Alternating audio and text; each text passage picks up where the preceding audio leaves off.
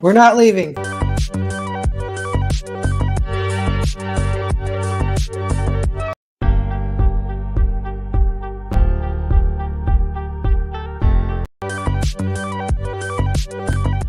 Yo.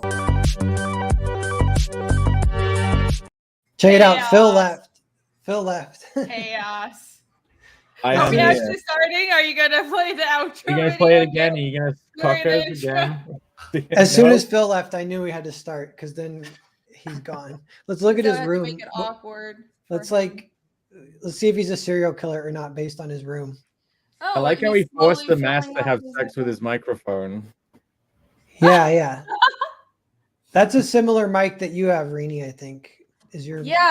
He has the one that has like goes between a bunch of rainbow colors. How long has it been since he moved and he's still not unpacked yet? Look at all those boxes. Why did you get the statue boxes?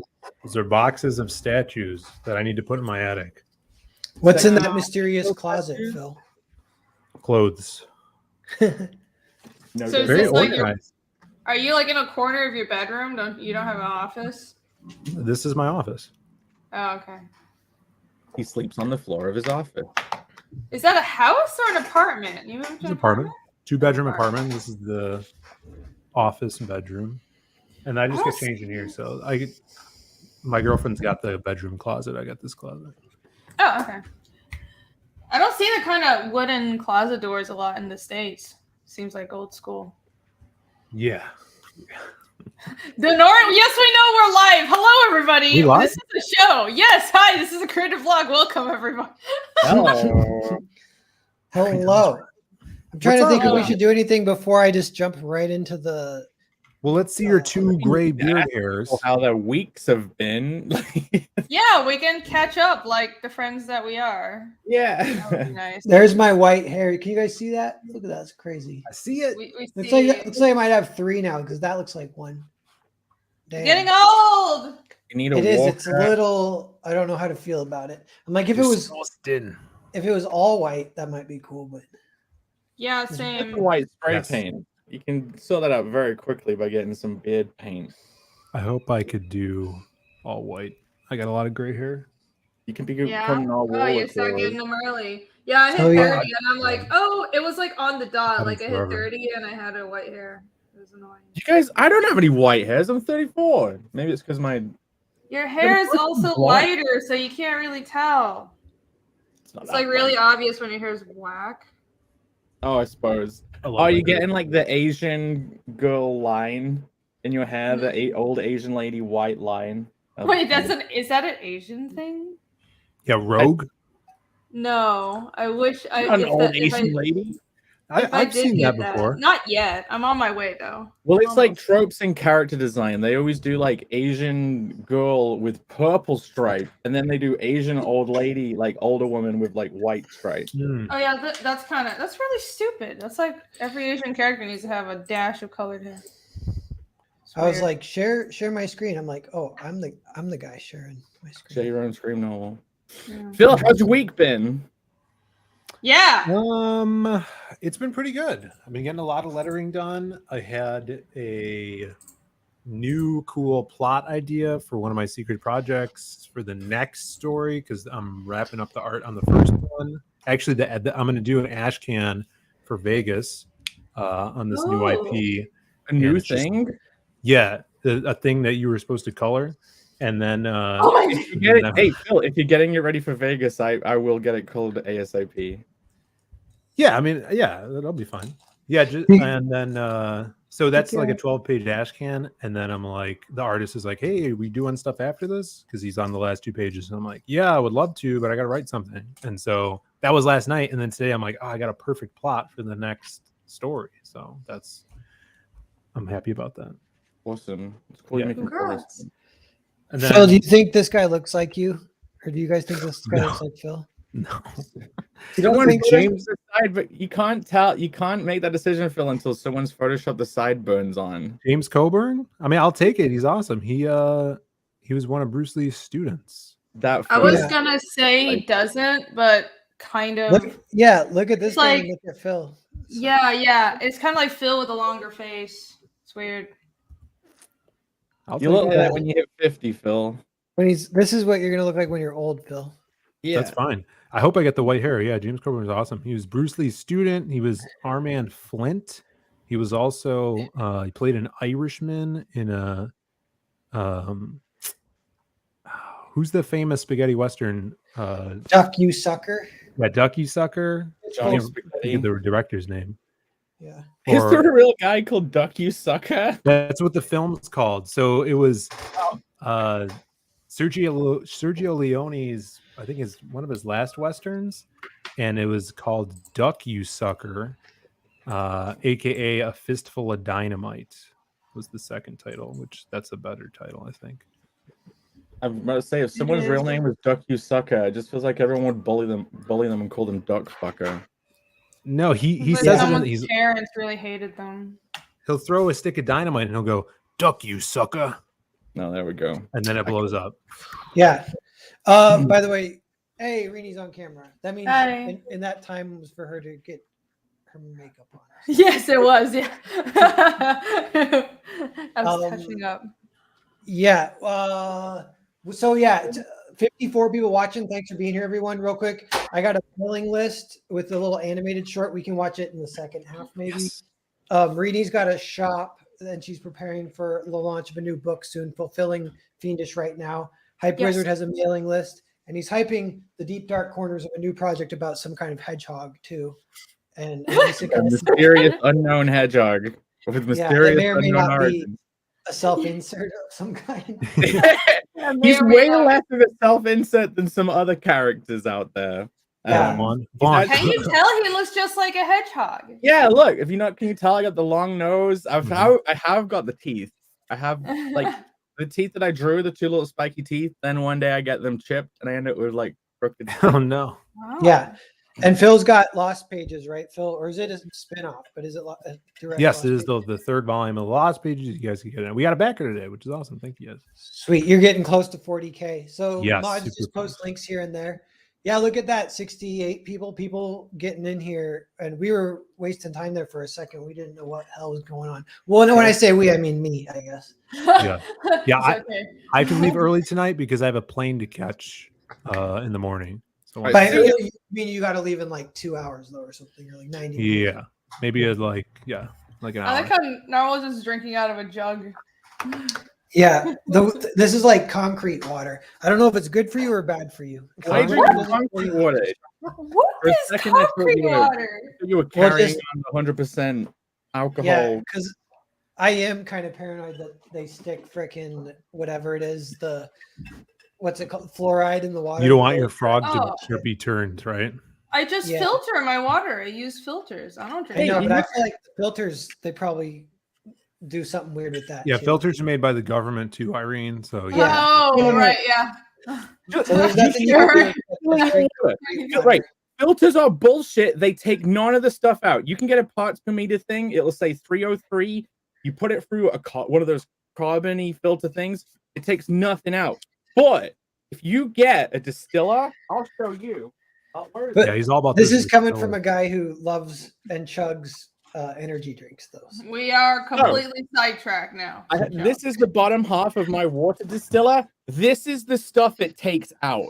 This is like limestone and birth control and like psych medication and cocaine and Well- the orange bit at the bottom is fluoride. Fentanyl. Like, Oh, This damn. is- I don't know what's going on in England. Shit. well, Yeah. no, You're it's fucking lime- crazy there. It's mostly limestone, but yeah, like if you want to actually take stuff out of the water, you got to distill it, not just run it Okay, through some bits all of right. carbon. Okay, thank you for that. We don't need to see that. Put that shit away. You live in a fucked up country. We get it. Just Yeah. showing everyone my like giant thumb sort of thing. Collect it all with like a spatula. Oh, it used to be really slimy, but now it's dry. Like Yeah. a bio weapon over there. Narwhal, before we talk about emotion, you got a shout out last week on your book, which was awesome. From Miller. Mark Millar, you're saying? Yeah. Or- yeah. That's So sweet. he gave me a quote back in the day on the Shorts Compendium, but through email because he I got in touch with him because he watches your boy Zach's channel. He watches a lot of those channels, and he hangs out with Perch and stuff. And I think him, your boy Zach, Perch, and Sean Gordon Murphy are like the secret quadrant of like people who might be trying to save comics themselves a little bit. Yeah. But and they like, I think your boy Zach doesn't really leave the house, but the other three like actually hang out and stuff. But so he watches your boy Zach, and your boy Zach gave a good review to Foreign Agent, a kind of really good review. And then he followed me, and then we chat once in a while, but he's like super busy, and so but he'll respond once in a while. I'll email him like twice a year, but I hadn't talked to him in a while. And I think the last time I talked to him, I had like sent a little script sample, and he's like, I can't even read it, I'm sorry. And I was like kind of embarrassed. I was like, oh, why did I even try? I shouldn't have tried. But and he's like, no, I'm sorry, I just can't get sued, you know. I'm like, oh, it's okay. And he's like, oh, it's okay though. It was like kind of awkward via email. So then I hadn't talked to him, but then he saw that trailer and he said, my God, I love this. So he gave that mailing list a retweet and liked the trailer.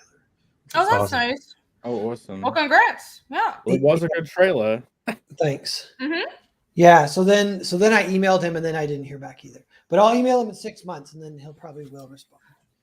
And the thing too, like immediately when you get in touch with Mark Millar, it's like you can't help but have the thought like, "Ooh, is he going to give me like a job at Netflix that pays $1 million?"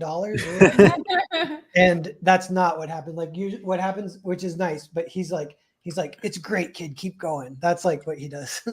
He's like that role. Keep going, kid. You've got. Would you want a job at Netflix that pays you $1 million? I don't know. You just want to throw it in someone's face. But I don't necessarily want it. Yeah. Yeah. You don't need that job. Yeah, I know. I wish. Yeah, I did. Well, we're still figuring it out, but we need. I want some CG books to get whatever distribution, get a little wider audience or something. But yeah, it'd be awesome. Yeah, and then the other addendum to this week's show is last Monday I was house sitting for my parents Monday, Tuesday, Wednesday, Thursday, and I just got back today. And so on Monday I sit down, I saw Lonesome Dove is on Tubi, and I found out it's a 6-hour miniseries, and I thought it was way longer. I watched it when I was a kid. I barely remember it, but I was like, 6 hours, let's give this a shot and see. So I ended up watching it in one day, and it is super emotional. And so it was like really good. That one, honestly, I realized people talk about it. That was even one thing I was maybe going to show you guys is, so this kind of relates a little bit. We're going to get into a little bit, but this is not the exact slideshow, but the way people talk about it, it's the same way people talk about Berserk. Like they're both like these things that people hold up and say like it's the best. And I was thinking they have some interesting things in common. They both are super emotional. They're both emotional in ways you can't exactly predict, which could almost be like it feels a little more real, like it doesn't feel like plotted. But then in Berserk, if you look at it in hindsight, some of it does, then you realize what he was doing. But as he's doing it, you can't really tell. But yeah, so like this is just like the making of Lonesome Dove, and I was checking out the comments, and I'm like, damn, like everybody loves it. Like in all honesty, Lonesome Dove is my all-time favorite movie. I feel like I know all the characters. That scene where Gus is dying and Whooper whispers his name, Augustus, that gets me every time because you feel Call's pain at losing his best friend.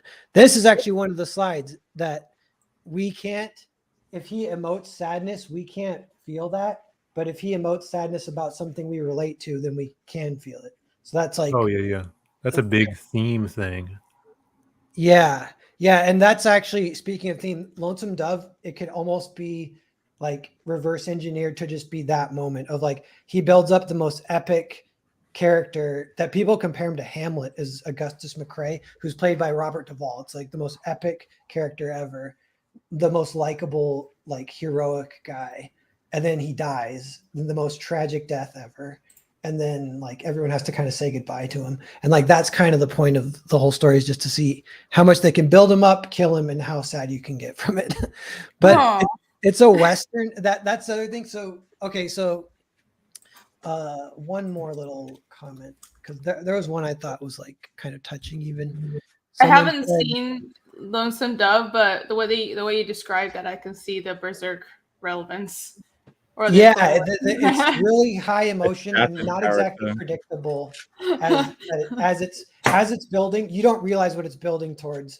That it's building towards like this huge emotional thing. You kind of think it's just like an adventure in a lot of the cases or whatever. But so yes, this person says moved my heart and still does. Each character is so human, you can't help but fall in love. Simply the greatest Western of all time in my 70 years. Someone goes, yes, my heart too. And someone else goes, no, it's the greatest movie of all time. Not only Western, but just movie. Damn. Like so many people say that. And if you go to the comments, it's kind of like preaching to the choir, but it does have this reputation of like this classic. And then, so I'm glad I got to rewatch it in like adult life because I'd only seen it as a kid, kind of barely remembered that I liked it or my dad loved it. But yeah, it was a good experience just watching it by myself, 6 hours all in a row and getting it in adult life and really like taking it in. What do they do to build up and trigger that emotion though? Like, how do they actually pull it off? Dude, I just got super crazy deja vu. That was weird, but like that was your question because what I was saying was deja vu, and then your question was also deja vu. That creeped me out. But now I don't know what happens anymore. I lost it. I forgot. It's okay. You're just having a stroke. Yeah. Yeah, that's what it is. Oh damn it. Is that smell actually what it burnt is? toast? What does the Concrete toast water. smell like? Yeah. Yeah. I'm having deja vu about smelling burnt toast. We should Yeah. introduce the show. This is the Creative Block where we talk about creative things every Thursday on a rotating schedule between our channels. And this week, Narwhal has chosen to talk about Lonesome emotion. Dove. Just the movie. A movie Yeah. that only he has seen, but apparently is really good. I'll now watch it. Emotion. And also Yes, can't welcome. explain- Welcome to the Creative Block, everybody. Yeah. Please subscribe. Oh, you also have a super chat, Narwhal. Oh, okay, thanks. Let me scroll Is up. this going to be the wrangling novel episode of this? You don't have to scroll up. You We just can do this. just go over and click where it says guard next to live. Bobby Chrysophus says, I must say the woman's be loving the V-Man down in Austin, Texas tonight. Hurry on down, Phil. That's where you're going this weekend, right, Phil? Yeah, I don't believe that at all. He says the women be loving the V-Man, and he's talking about Vaughn Coleman because he's there with Vaughn, and no one believes that. Come on. maybe Vaughn is like changed his style a little bit. He's not wearing white tube socks with a leather jacket anymore or something. Oh, okay. Yeah, I can see that. I don't know how to dress up and look younger. You didn't even bring it up. He had like the boobs in the thing. And like if you clicked on it, you Oh, would yeah, have he seen put boobs in his little. put boobs I in think it. maybe Vaughn stole Bobby's phone and then super chatted that. Yeah. One, send Narwhal all of Bobby's money. No. Send a $100 super chat coming up. Good. Okay, so only a little bit more on this Lonesome Dove thing, and it does segue in kind of nice. So there's one more. This person says, this film has touched me more than any film I've ever seen. There's depth and soul to this film that comes naturally. I have no idea if they're intending to go for truth. Truth is a good keyword that comes up weirdly with some of this stuff too, in such a manner, or if it was a fateful accident, but they got it and it'll live forever. Classic is overused too often. Lonesome Dove is a classic and it's aging like fine wine. I heard Robert Duvall in an interview. He said that's Augustus McCrae is his favorite role. And he's like, they're like, do you think there'll be anything like? He's like, I don't think there'll be anything like it for 100 years. He's like, it's like Shakespeare. I was like, I do. After watching it recently, I'm like, it does feel like that. Beautiful, real, heartbreaking. It is. It's about the West, and it's like everyone in that story goes through insane tragedy. But that's what's weird about it, because so now that we'll get into the segue here. One thing is Lonesome Dove is $43 on Amazon.com right now. So anybody wants to. Whoa, Phil, can you just like rip the DVD and send us the file? Nice. Don't say that on stream. Damn it. Yeah, I'll stream it tonight on YouTube. Just watch. Oh, there you go. I'll just Sweet. We Got a little party tear after over this. call there. Here's the Yeah, people. let's Yeah, pirate things. I love Tommy that Lee style in Jones. the 90s where they do the cutouts with the actors. Daniel Glover. Yep, Danny Right. Glover, Diane Lane. Diane It's, Lane. actors Oh are my all crazy. And some of them aren't as famous, but I'm like, damn, they were good in it. Like the kid, even Rick Schroeder. I'm like, who's that? He was great. The dude with the mustache was good. Angelica Houston. Oh, Yeah. I never heard Legend. of this. Yeah, that's an interesting because it is like legendary, but yeah, maybe just you don't have like a boomer white dad because that's like everyone who has a boomer white dad, they're like, have you seen Lonesome Dove? You got to see Lonesome Dove, son. So was this Imagine in, having any dad. was Yeah. That'd be hot. Well, that's like Well, one way of to the bring it characters down, Jake. in the book. Watching now. So yeah, so about with emotion, we'll go over like every side quickly, and then we can just stick on ones if there's conversation that comes up from it. Some of the, and then I want to hear what you guys were bringing to it and your thoughts. And through the stuff that I'm talking about, I want to filter some of our stories through that because it's kind of this quadrant of like warm stories, cold stories, kind of emotionally, real stories, unreal. Unreal sounds bad, but it's not. Cold sounds bad, but it's not. But real and warm obviously is like pretty good stuff. Like a lot of classics are like that. Yeah. And so I started and I was like, you're like a drunk writer with a gun on the table.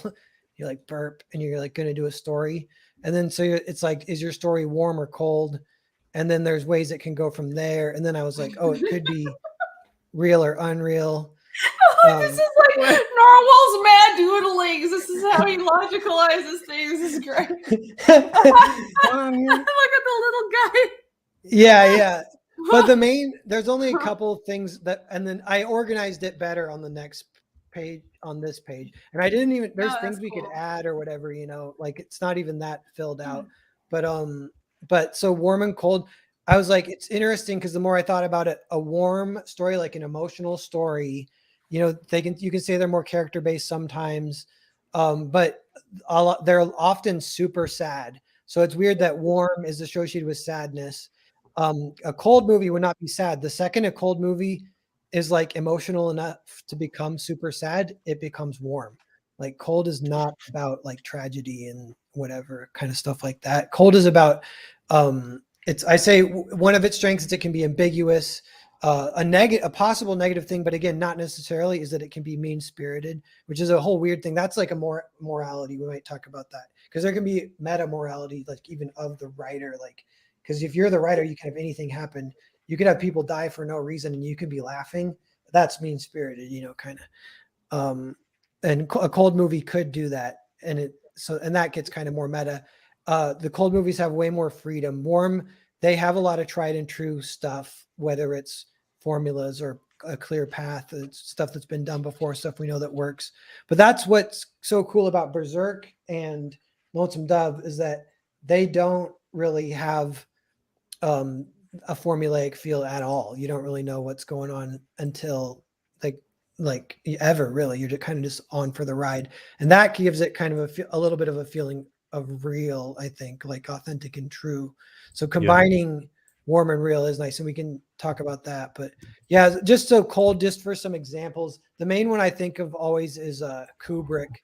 Pretty much all his movies are cold, but they get listed as some of the best movies of all time. So it's not a negative thing, but it's a little bit like what you pick what you want more. Like a just straight up genre film, like a horror movie, is a little bit more cold than a warm. And you can get some warm elements. It can be on a spectrum. I think that's one thing Spielberg does really well is he actually does genre movies, but he finds ways to make them warm.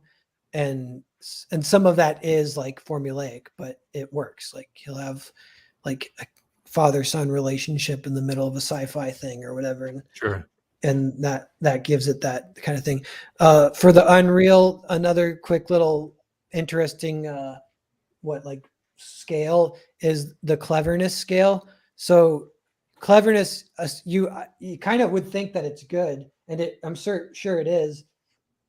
But if you ramp it up all the way, it actually kind of takes the audience out of it, and it stops becoming true and or authentic.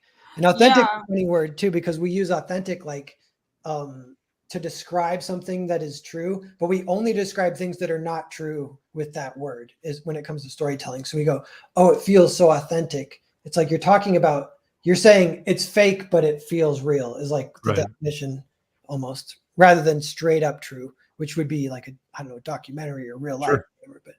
But Rini, were you saying something? Sorry, about like authentic and clever. Oh, I versus- think I was gonna say something about clever. We're going a mile a minute. Okay, hold on. What was I gonna say? I think I was going to say that it's almost necessary to have logic and emotion go together, and perhaps emotion versus psychological progression and logic are all separate things. That's something that I've been thinking about in my own work, where if your story is only based on emotion, it's almost you're thinking holistically, and things don't have to be as linear as long as it makes emotional sense. And that just basically you need a lot of social intelligence as long as it's believable that a person would react that way, and the emotional beats seem to resonate with the general audience, and that the story could work. And that's probably what you're describing as a warm story that doesn't necessarily have as it's not as logic based, but like personally my favorite stories have both logic and emotion. It's like the logical progression all makes sense, but there's emotion, because that's what having characters, being emotionally invested in a character and understanding their psychology and how they feel is what actually hooks most people. I think like Kubrick is probably a rare example where his movies are so plot and logic driven that you don't need to be as emotionally hooked. It's sort of like the cleverness hooks you and the twist hook you. But for most films and stories, I think you need a balance. Yeah, that's a good point. It's like this is it, hold on, I gotta zoom out to be able to change it. So this is the same as this. It's the warm, cold, real, unreal. And yeah, like if you put on the dot almost like right in the middle, or like having just a mix of different elements is kind of the best if you can do that. I'm trying to think if you can map warm and cold to masculine and feminine or not, because you've got like logic, plot, and freedom, and then the warm is like more about emotion and character. I wonder if you could, in your head, could you map it to the same thing or not? If you had to, yeah, the feminine would be warm and masculine would be cold and logical or whatever. I'm trying to. The first thing that comes to mind when I'm thinking warm storytelling is Del Toro. Is that kind of what you're talking? I'm still trying to like place what you're talking about, because his stories are very emotionally based, especially when he gets into the illusions, like with shit. I can't remember the hands on the eyes, eyes on the hands. Pale Man. Yeah, with the That one. girl Oh, sneaking. yeah, out. Labyrinth. I can't remember the title. Pan's Labyrinth. Labyrinth. That's right. And yeah, his movies kind of have that feel, and a lot of illusionary. We were just talking about Paprika the other day on my show with Allie. Paprika is also very holistic and emotionally based, and you don't really understand why it makes sense, but you're still hooked because The Spice? yes, it's an animated movie by Satoshi Oh. Kon. It's really good. You guys should watch it. It inspired Inception. Christopher Nolan said so.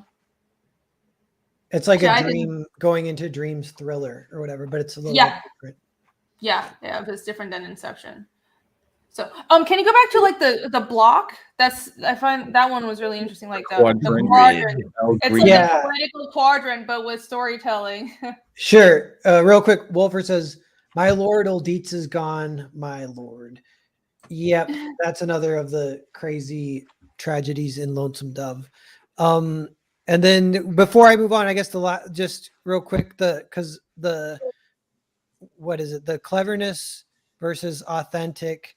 That is sometimes I think that's like a little bit interesting. That made me think of the second draft. That's something that you can think of, because sometimes there's the guy who directed Butch Cassidy and the Sundance Kid. That movie's regarded as a classic, and he complains that it's too funny. People laugh, and he's like, "Stop laughing." And it's like, it's funny. Like you can look at that if you're looking at your story as a draft. Like if it's too clever, too showing your hand, the second the audience knows, like they can know that they're in good hands and in the hands of someone who's gonna move them around and do setups and payoffs and everything. But the other way can be fun too, and it's hard to achieve. But that's actually something Lonesome Dove does, is like, as far as the first, for a lot of that story, it's like the bad weather is like fucking with them, but it's like still kind of life or death with the bad weather. So it's just like bad luck. There is no cleverness at all. And it's just like random shit is fucking with them the whole way. And it sucks. And yeah, there's no like payoffs, and it's weird. But what it does is it makes it feel super real. And so that's kind of like a thing you can find balance. Like if you want something to feel real, you can get a little more of the warmth from that. But you can go super clever and lose some of that. And then again, like finding this medium ground is maybe the best, or like even with Berserk, like I think there is a lot of cleverness in it, but I can never spot it. Like I was thinking, I'll go to the next slide now, but in Berserk, when he has to perform the assassination in the Golden Arc for Griffith in the castle, and he kills the dad, and the dad was just training with the son, and then the son sees him, so then he kills the son, and then it like immediately escalates and spirals out of control, and you can tell that this is messing with guts, kind of. Like that's super clever to put that at that point in the story, but there's no real like, yeah, like other than just the fact that it's just happening in that moment. There's no exact like cleverness that you can spot the hand of a writer or whatever giving away their tricks, kind of thing. There are certain things in Berserk where you can tell, oh, he actually planned this out. I think really, especially watching how it progressed and like how the first few chapters were, how it was just like dumb big guy with big sword fighting demons, and then it progressed. Miura really is he's one of those writers that was just really emotionally intelligent, and there was not much planned out. If you look at the actual world, sorry, you got me talking. You mentioned Berserk, so here we go. The world, like there actually isn't that much. Yeah, it was your first thing. There isn't that much world building really in Berserk. There is a lot of stuff that harkens back to like fantasy and like the elves and everything. But the map of Berserk is just a map of Europe. You see it at one point, and a lot of the things like the locations generally, it's like you have a sense of things generally make sense. Travel times generally make sense, but it's not a very hard and grounded story. It is very much this highly emotional, almost shoujo-like story, and it's all about the characters being up in their feelings and dealing with trauma, but it's cloaked in badassery and killing demons and a lot of blood and gore and tits. It's really weird and unique in that way, which Miura did say he's a huge fan of shoujo manga. Weird fact. I think that's why. Yeah, his combination of shoujo with the fantasy is like the genius idea, kind of.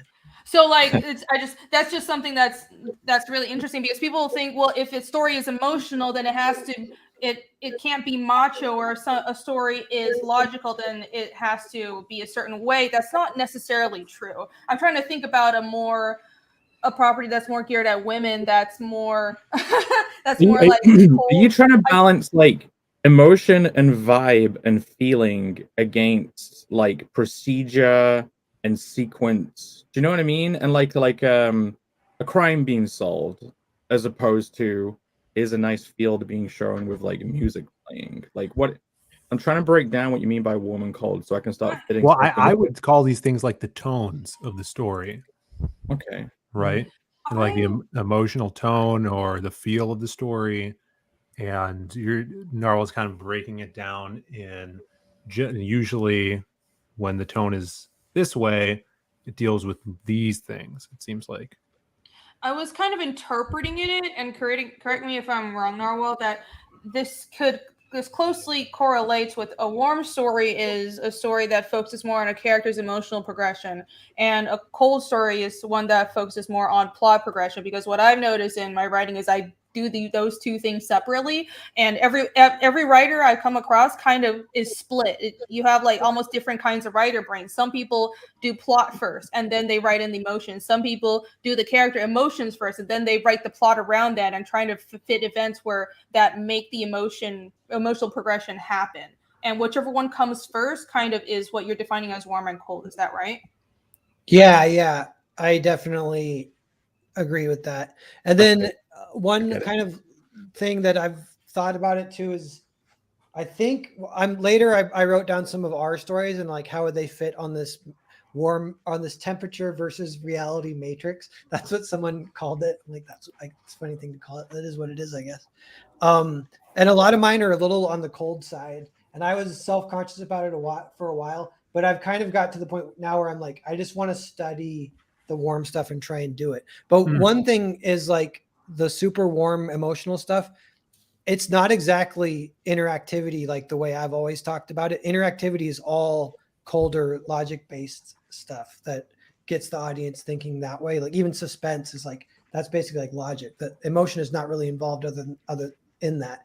There is like an emotion the audience would feel, or like a feeling from that. They would feel like tense, but they don't feel like, sad, happy, et cetera, et cetera. Well, like in order to pay off interactivity, it would usually show the emotion in the character, right? Like it would come to an emotional moment to have a payoff for all the elements that you set up to create interactivity or not. Like, yeah, or like it hits harder if you have like a character that people are really connecting to and they have that feeling of realism, just ups the stakes and makes it hit even harder. Yeah, like say you have a character that people really care about, and then you see them, it's one interactivity element, and then you know about another element that he's going to collide with that it's probably like he's doomed.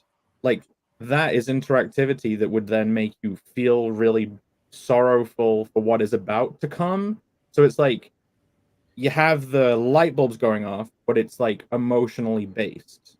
Yeah, that'd be like the fate. Yeah, because another thing, I didn't write it in the slides, but this is like, it almost like vexes me. This is something that vexes me, but it's that it seems like all the great emotion, and if you list it even from things that you like the most, it's all just people dying. It's all just build someone that you love and then kill them. And then I'm like, is there like another way to get strong emotion? Or something dying, like a connection dying, or someone's hope dying, like part of them dying, like their ambition dying, their dreams not being realized. You know what I mean? Yes, the exactly. loss of something. It's the loss of something, and that's why those things are used so much, because I think they're the strongest themes. Like I was taught that a theme in a story is what connects your reader to the situation or to the character. Right? How could your reader relate to this story? That is the thing that builds the strongest emotional bond from reader to creation. And I mean, like in a lot of my work, it's like loss of family or familial bonding. Like if you look at the graveyard shift story I wrote, all the main character Brahm, I knew that his wife and son were murdered by Dracula. You find that out in like the third graveyard shift. And so the whole premise of my story is, okay, he has this big loss that's probably defined him as a character. What would happen if he goes to a different universe, because he's a universe hopper, and finds his son again? He runs into his son. And that's the theme and the emotional connection from this character to the reader.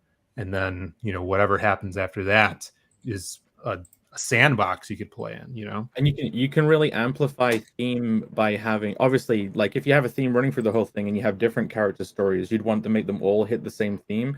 But if you make them all match up, it means that like each character's connection to that theme, it like reminds you of all the other characters' connections to it, so they all have like a multiplying effect across the story. Yeah, I could see that.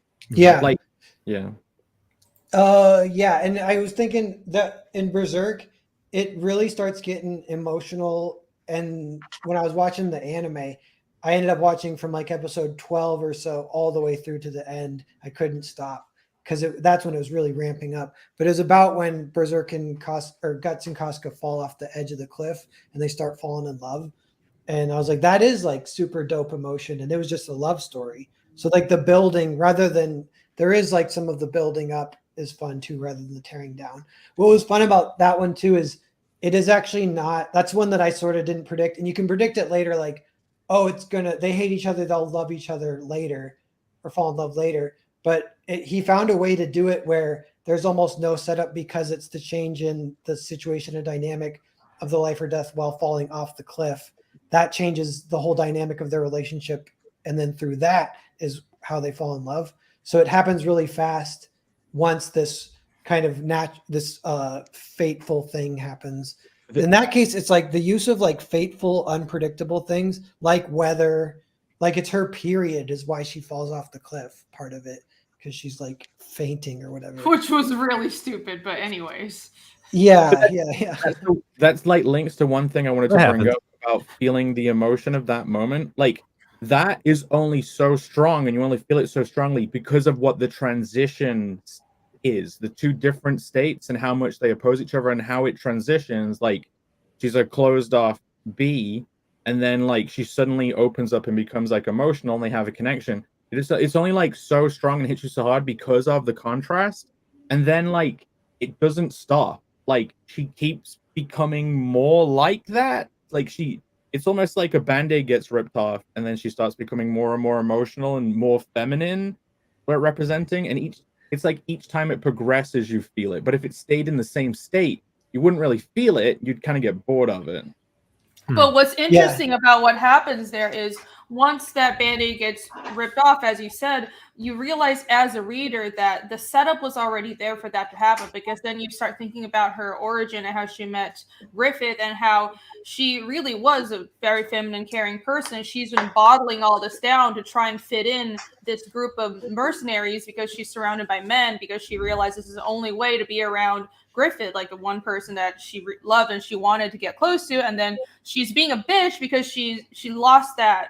That was her original dream. She lost that, and she's opening up in that moment because, well, Gus just saved her life and she has nothing else, and it was life or death situation. But because they opened up, she realized, hey, the person isn't, I was frustrated at this person, but there's a connection there. And then as that shell starts breaking down, she goes back to her real self, who's a very caring, emotional, feminine person, because that she's been suppressing. And it all logically makes sense, but the emotion follows. It's making me think of a concept called like retroactive interactivity, and I wonder if you would permit this to be a thing, because when she starts changing, it kind of recontextualizes things you've already experienced. So you're not really even thinking about, like, when that happens, you're not thinking about what's going to happen as much as you're thinking about what was happening all along. Yeah. I like that. I almost like that better, because then that does not show the hand of the writer beforehand, where you're like, oh, I get it. I'm in the hands of a clever writer and he's doing setups and payoffs. And I can kind of guess what's going to happen based on all that. And it's a little bit more like what was I just watching? Yeah. Like, oh no, it's all. No, those are the best sort of twists, and I think those like retroactive interactivity. That's a great way to put it. Those are one. Okay, we've talked about subverting expectations, right? And I think with the way that a lot of stories subvert expectations but do it wrong is because they don't have retroactive interactivity. They're just taking a story in a new direction because it's shocking, but there was no setup there. And I always bring up the Red Wedding, but the Red Wedding the Red Wedding was was a example that worked so well because there was retroactive interactivity, you could say. And once it happens, you realize that all the logic was there and all the characters in the situation, of course, they would have emotionally reacted that way, and this was a setup all along, but we were just in denial, and the characters in the story were in denial as well. So it was everything that was set up before logically followed to that point. So the twist wasn't like out of nowhere. Yeah. Speaking of Mark Millar, his show that's on Netflix now is called American Jesus, and the show is called The Chosen One. And the book, I've read the first 2 of 3, and the first one, it has a twist, and I won't give it away because it's really kind of fun, but it's totally that. It's one of those twists where I was like, I had to play the entire book in my head and like cross-reference the new information with everything. And so I'd finished reading, but I was still thinking about it for like a day. That's another like weird. When I was a kid, I remember it was always when someone died. But I remember movies where I'd be like, I can't stop thinking about it, and I'm like, why can't I stop thinking about that movie? and I'm like, oh, it's when someone dies, and then it'll be like the kind of movie that wins the best picture, like Braveheart or something. Like I might have been 12 when I first saw Braveheart, and it was like so badass. William Wallace dies like a hero, whatever, martyr, and then you're thinking about it the next day, and then it won best picture. And these like anything you can do if people are thinking about it once they put the book down, obviously you're doing something pretty sweet is happening there. Yeah. But it's fun with that example of with these like retroactive interactivity. You can kind of do that. That's not just like killing someone and then you're thinking about it. That's a little bit back to where I come back to this thing where you need both, and it's good to like try and master both. And I'm still a little bit not fully grasping myself, even like the super warm, super emotional stuff, like how they do it. Like I think I've mentioned Forrest Gump. I feel like that's like the ultimate warm movie. It has no interactivity as far as like setups, payoffs, cleverness. What about it do you think is warm that you think you can't do and you want to figure out to be able to pull off in your own work? Yeah, well, even for the filmmakers, they didn't know it would work, so they were taking some interesting risks. They were like, "Is anyone going to care about a movie about like a retard?" And well, people he's care the main about character. Retards, so Yeah, yeah. But for some reason, it is like super warm. But yeah, how you define it, I don't know. What it is like, it's really sad at parts, and it can be kind of happy. But I guess it's one thing we can kind of come back to some of this. But is it like these two frames get across some of the, yeah, yeah. Okay. So watching on the TV, the character emotes sadness. That actually doesn't really work. The audience goes, "Why is he sad?" Like that doesn't work. But if the character's like crying over his dead friend, and we also know his dead friend, this is like the end of Lonesome Dove.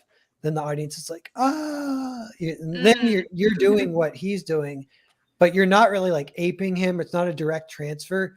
It's kind of coming from the situation rather than like it might. The sadness is more coming from this guy is creating. I would say that you could. It's probably not even the character emoting, even in the second one, that makes you sad. It is only the situation. Like you might get a stronger emotional reaction from the audience from a character that's visibly holding in their emotions with you knowing the situation rather than them bawling their eyes out. Yeah. You know what I mean? Yeah. You get that a lot in like you watch like Blade Runner, the new one. Was it 2099? Yeah, just his blank face all the time, and you're like, God damn it, he's going through so much. He's just internalizing all of this strife and the hopelessness. Yeah, and it's like, oh my god, this fucking guy. Yeah, and that's a super popular thing nowadays with kind of like those type of characters, which is interesting. But yeah, I almost like that more. I like that. That's what I'm aiming for with my story. It was really hard though because I'm writing a main character that's kind of really closed off, but you have to do it right where it's like they're just they break just enough so something's going on, but they have to remain there. You can tell it's the fact that they're feeling something, but they're trying to remain stoic. That's when the audience feels for them. Yeah. And even in Lonesome Dove, there's a scene where Gus stops by a creek with Call, and he kind of cries about a lost love, and he kind of just talks to Call about it. He's like, my life could have been different. I was here with a girl 20 years ago, and we went different ways or whatever. And Gus is crying during that scene. He's kind of wiping away tears as he's talking. He's not like gurgly or whatever, but and yeah, you do not cry during that scene, but it's still a great scene. It's good. It builds up for other stuff. It's connecting and it's sharing and stuff, but it's not like the transfer of strong emotion. And then it is later when Gus is dying, Call never cries, and you just see like him, he's still not crying, but you can see he like wants to cry, and that is like boom, that like hits you super hard. But and then kind of just Gus dying is like it's almost like if there was an emotion that should be being felt, but the characters are like resisting it, it's like you're compelled to try and feel it for them in some way. Yeah, it's odd. Like moments like that are so compelling for me. Like if you've seen the film Once Upon a Time in the West, it's kind of the ending is a reverse. Like I forgot what we called it, but when the audience knows something that the character doesn't, like that something irony, what were we talking Dramatic about? irony. Dramatic irony.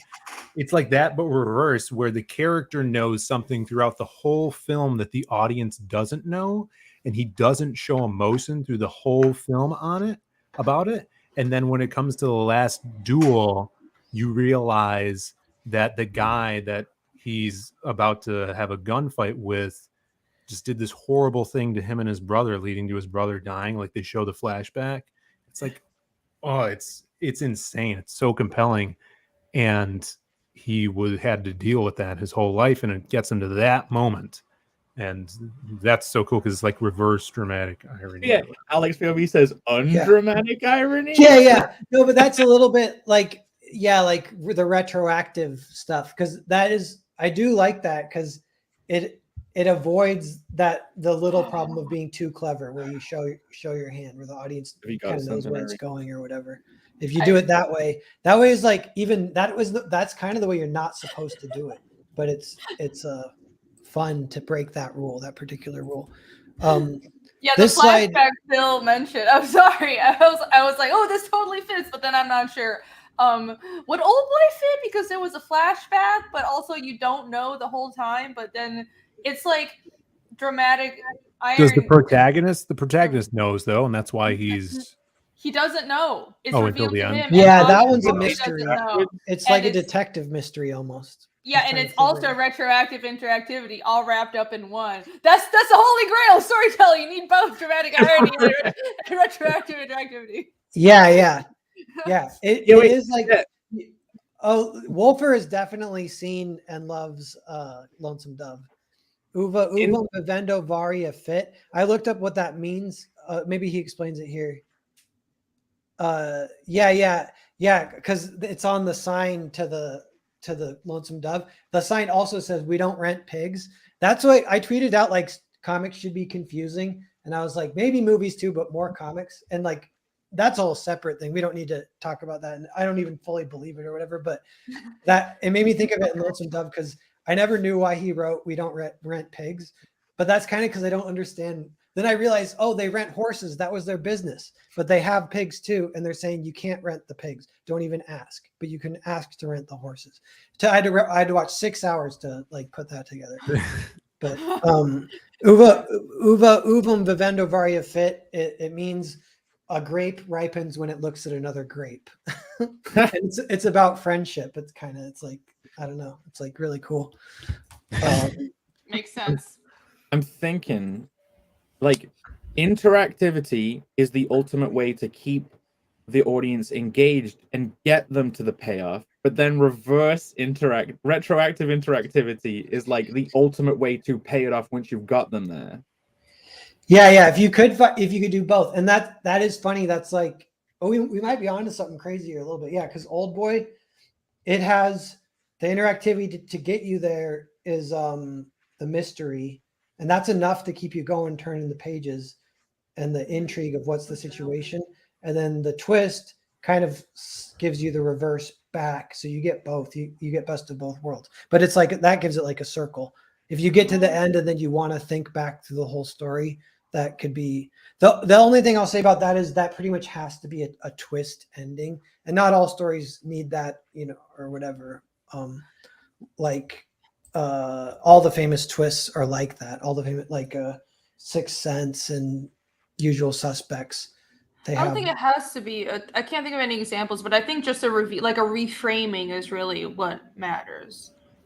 Yeah, like this, right? Like the villain was doing this for a certain reason, or the hero is actually acting on different motivations than we assume. Like a reframing, and that makes you recall the whole thing again. That bounce back.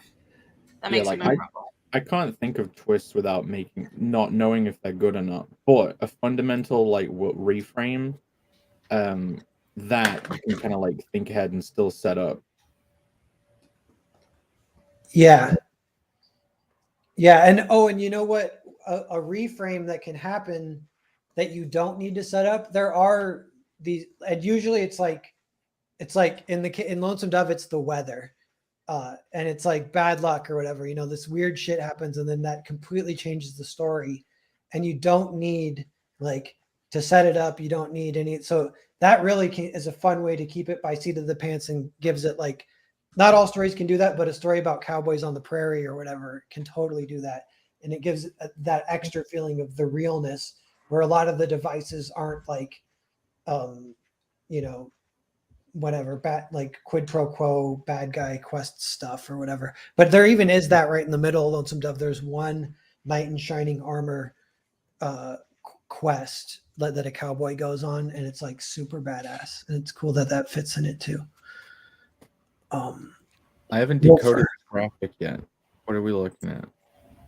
Yeah, so this is only just the idea. I'm not 100% sure this is even true, but feeling, what is feeling versus emotion? Feeling is an unidentified emotion. Like, in Diablo, if you get loot, sometimes you have to take it back to town to buy an identify scroll to use on the loot to understand what it is. That's what that's what feelings are. Phil pretending he's not a nerd. Yeah, that's like the Kubrick stuff. So this is one of the things, like the cold storytelling is a little more access to. Warm stuff is like, I feel sad, I feel blah blah blah. Like 2001: A Space Odyssey, you're like, I don't even know what I feel. Then, yeah. So you're saying it's just what the a hell general intensity, and I feel a general place sense it. of intensity. Okay. And then that is a thing that will keep you thinking about it for days after. But the number one thing that keeps you thinking about it for days after is just if someone you love died in the movie, pretty much. Which is, it's crazy. It's that simple of a trick. I don't know. Maybe it's not a trick. You got to do it real honest. No, with the Diablo thing, is the feeling you're trying to describe? If you're in Dark Souls and you have loads of souls and you've got to run back to the bonfire to use them, but it's a while away and you don't know where you really are, and you don't really know the way back, and you're like, do I push forward to the next bonfire, or do I like go back to the last one? Yeah, the paranoia, the indecision, the intensity. Yeah, a lot. There's a lot of emotions that don't have words, and those are like feelings.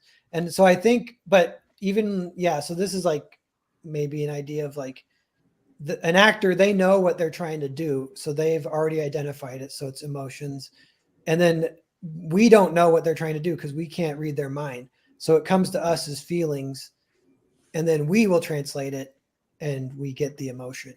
So there is some interactivity there, is turning feelings into emotions. How is that translation done correctly? Is it okay?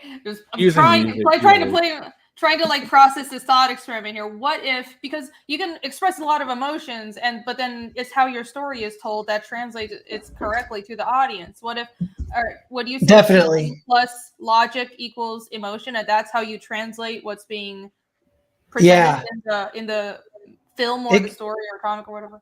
It goes well with this thing. Like this one transfers well. We understand, like we would, because of the situation, like the logic, and then we would get it. And this one we wouldn't.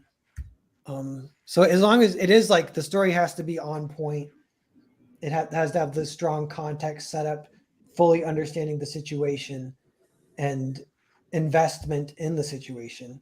If you got like all those things, then you get the transfer correctly.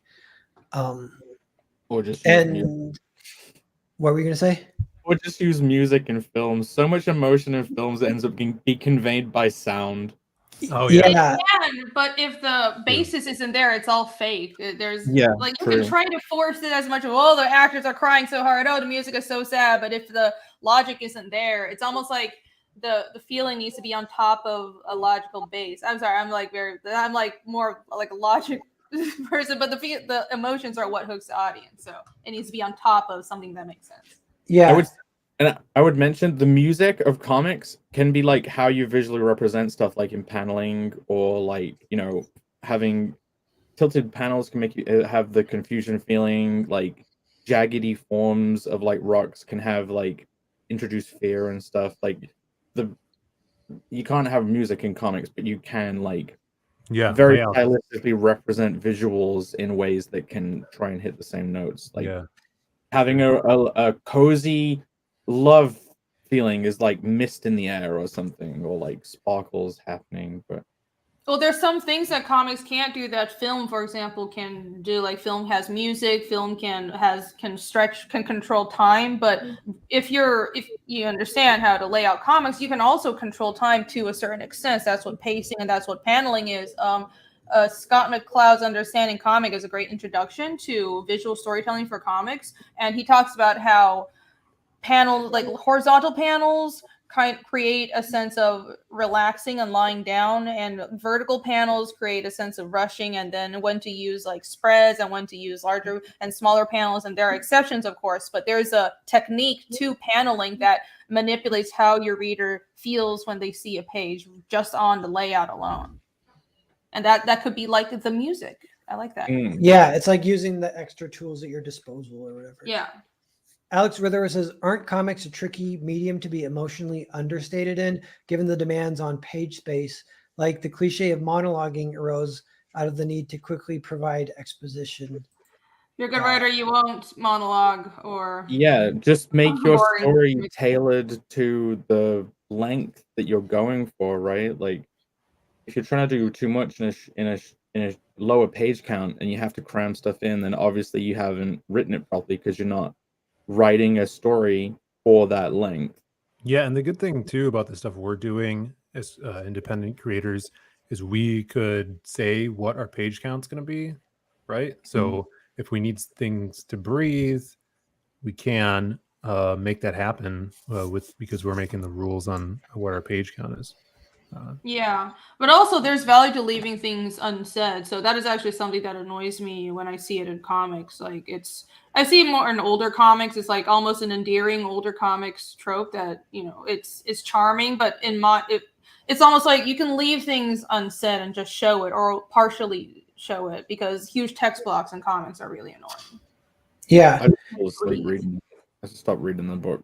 Yeah. And Alex Wither, I think it would work if it's like, if you're doing in one drawing, it's hard, but in 2-3 drawings, you could do it with comics. If you want like understated, like even if it's someone reacting to the situation, so it could be like a straight faced reaction shot. That would mean nothing. It wouldn't give that much to the audience, but if you give them the good context of the situation and we can tell they're holding back some emotion, then it would hit like intended. I think you can still do it in comics. Mm-hmm. Dan Lawless in the chat. Hello, he says the greatest advantage comics have over the media is ability to see what the character is thinking. Yeah, that is a unique strength of comics. Mm-hmm. You also asked earlier, can we think of any great twists in comics? Just the one I just read. Actually, a lot of Millar does them a lot, and they're all good. Miller, I think is his name. I gotta start saying Miller. Real quick. FKA322 says, what story from any media have each of you found to be the most impactful emotionally?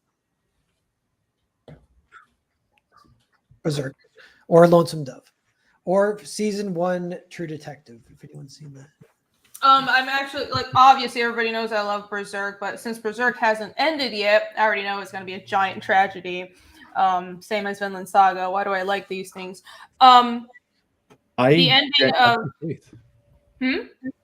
I actually found the Ice King's like backstory in Adventure Time to be one of the more emotional things I've ever experienced, just because he's such a stupid, like, over the top character, and then you realize that he used to be like looking after Marceline during like the apocalypse, and then took on the crown in order to save her, but the crown turns you into that really cartoonish Ice King character.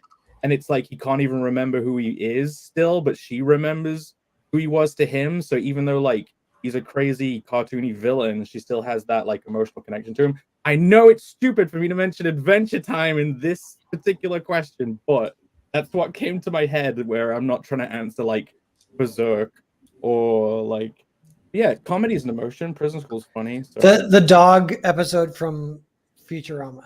Oh yeah. So have good. any of you guys read FMA or watched Brotherhood? The ending of that was I was gonna say that. Honestly, FMA, Full Metal Alchemist. I thought I haven't read it yet. Was really 3 good. words. No, I've never seen it. I haven't read it yet. It's 2 words. It's not supposed to really be accurate English. I guess spoilers. Well, okay. Did I? It was a good ending. It was this whole. Okay, I'm gonna try to not spoil it. It's sort of like the characters get what they want, but there was a price to be paid, and I personally resonated with the price, and I feel like that was done really well. Okay, all right, Jake is distracting me. Anyways, go watch. I've got it, and I'm intending to read it. I don't want you to ruin it. I got all the hardbacks and everything. Okay, go read it. It's really good. It's really good. I think it'd be funny if you did ruin it. I would laugh. That would be some real emotion right there. I'm good at spoilers. I'm good. I thought how Zack Snyder did the death of Rorschach was very emotionally impactful. Yeah. And Watchmen. I'd see the ending of Once Upon a Time in the West, which I always talk about. And yeah, those two really stand out to me. Nice.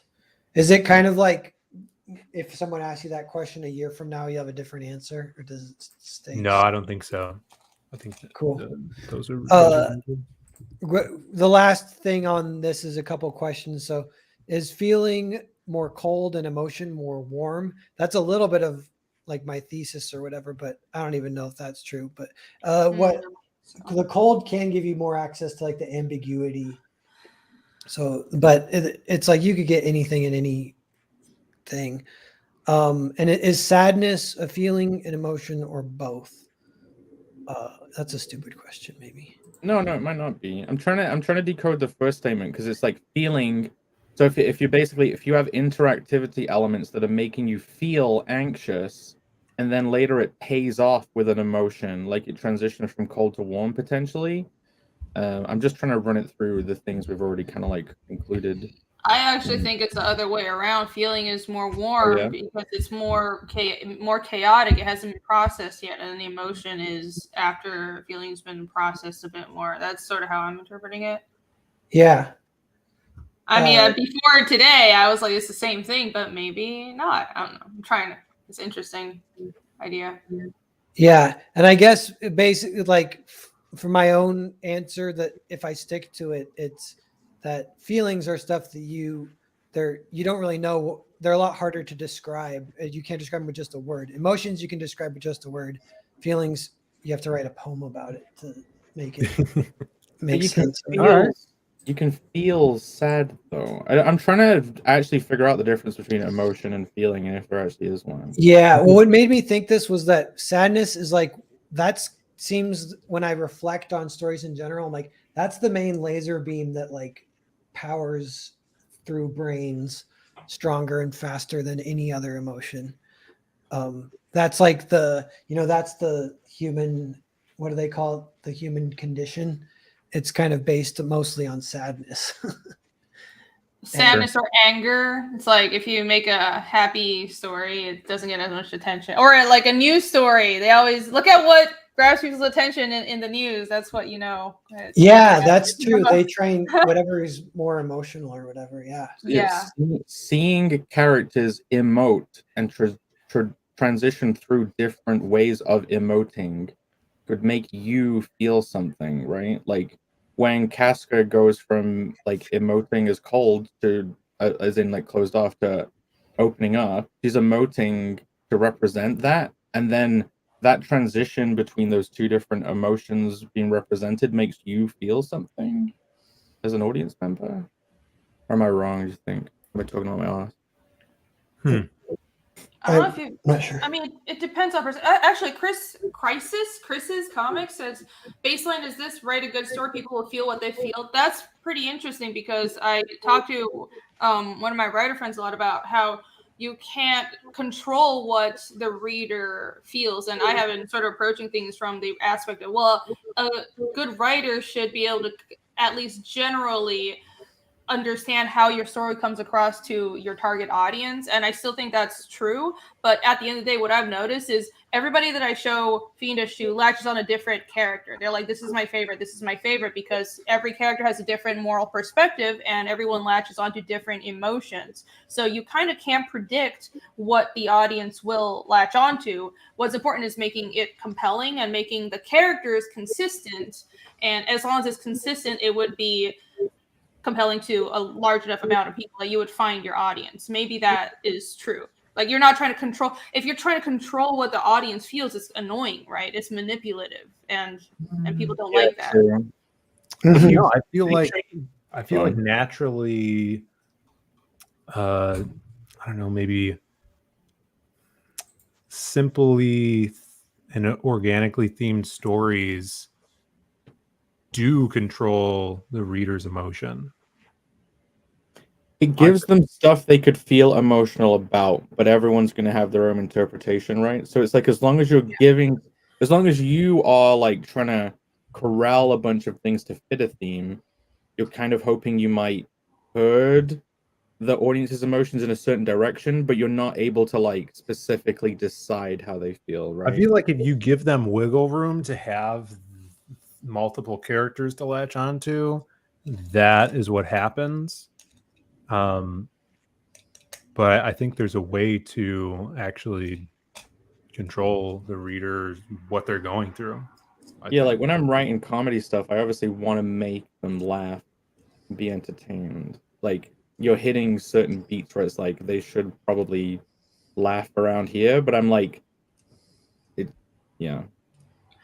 That I think comedy. Maybe that is more.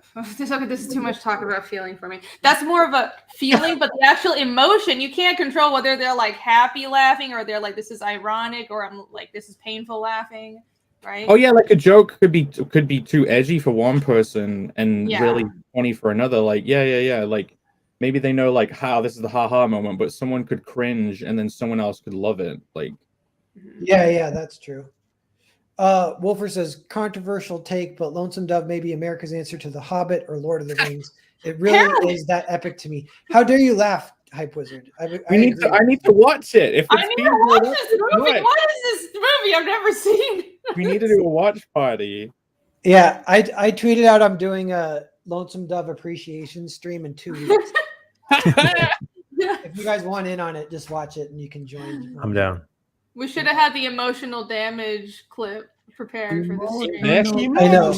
Emotional damage. Someone posted the GIF and they're like, you can hear it. Was that super quiet? Emotional damage. Oh, we didn't hear it. There you go. Nice. Well done. Yay! I've had that lined up the whole lifetime of the show. Never being able to play it. I also have this for whenever someone would bend over whilst facing away from the camera. That's oddly specific. I know. Why are you so prepared? Like, this will happen eventually. I'll be able to whip someone on the ass and everyone will be like, shit. what the fuck? Remind me to never do that. Amazing. Some good comments in the chat. They're following along a lot. Lots of good chat participation. Thanks everyone for following, participating, and hanging out. We got one more slide that's a little more interactive, I guess, because we'll go through our own stories and some classics and see where they fit on, like on this. The war on the quadrant of temperature to reality. Where do they fit? I do like logic versus emotion procedure. Like because I'm trying to think of things that fit into it, and like for cold, I'm trying to figure out if Ocean's 11 is cold because it's all like the method of the unfolding thing, and then there's kind of like a reframe of haha, we already took the money out, and then like, would you agree that that's more cold? I kind of think so on first thought, the way you describe it. I'm trying to remember. Like they give some emotional reasons why they need the money, probably, and that would be like a little bit of that warm in there. I was gonna say that I think there is an intersecting point. Like this chart makes sense for most stories, but there are stories that are very real, but all real and warm. But Every story is my brain is all scrambled because there are stories that logically are like, I was thinking about Lord of the Rings, and Lord of the Rings isn't very procedural, but everything is very, very well set up because Tolkien is so thorough on his world building, and at the same time the characters' emotions are so well done, it all emotionally makes sense. So it's almost strong on both fronts, and I don't know what that would classify as, like, more warm, instead of a dot, maybe each thing, instead of being a dot placed on it, it could be like a bigger dot, or maybe it's like a line drawn. Yeah, Lord of the Rings, it's got to be pretty warm just because you think so fondly of it and you can't stop thinking about it. But it's a lot of it's like the sacrifice. Sacrifice is a key word for a lot of the emotional, warm and sadness type stuff is like, and the relationship between Sam and Frodo, the friendship, the bravery, all that stuff. Like it's funny, even bravery. I'm like, there's one Kubrick movie that you could classify as warm, and it's a tragedy, and it's all about bravery. And maybe two. This is another one that's about bravery. But the second that you start talking about bravery, it's like you're not a cold movie. Like cold movies would not be able to talk about like the really emotional things, like like Lord of the or Rings sacrifice, or like two of them. Lord of the Rings doesn't feel like logic is being played out. You are feeling a vibe the whole time. You know what I mean? Like even though it all works, that's not all you're feeling. You know what I mean? The whole time, would you agree? You're Yeah, no, you're right. Me. No, you're right. You're right about that. I'm just like, well, but it still actually makes sense. But that's what makes it good. Is so that like, okay, that's my challenge. I'm gonna make something that's procedural and warm. I'm gonna go crazy. Yeah, no, because so Fiendish is on this list. I'm like, Fiendish definitely checks both boxes. Yes. Of which one? Oh, is this for both at the same time? Yeah, it's maybe a little more warm because it's very character based.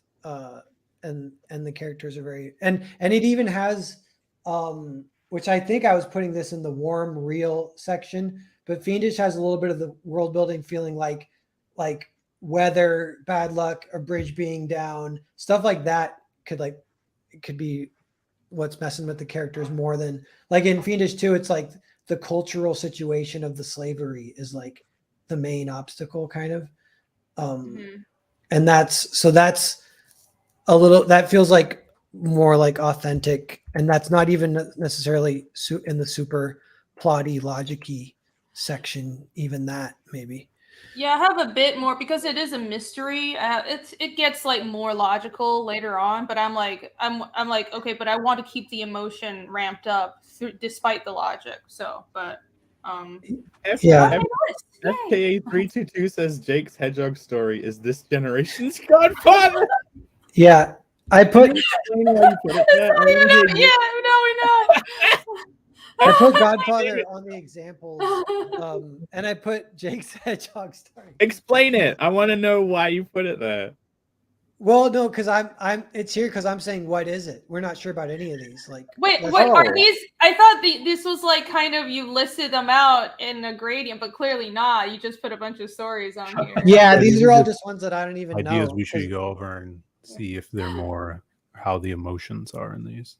Yeah. Because like for example, Godfather, like I almost want to say that one's cold, but there is like pretty strong emotions. It's played super authentic, very familial.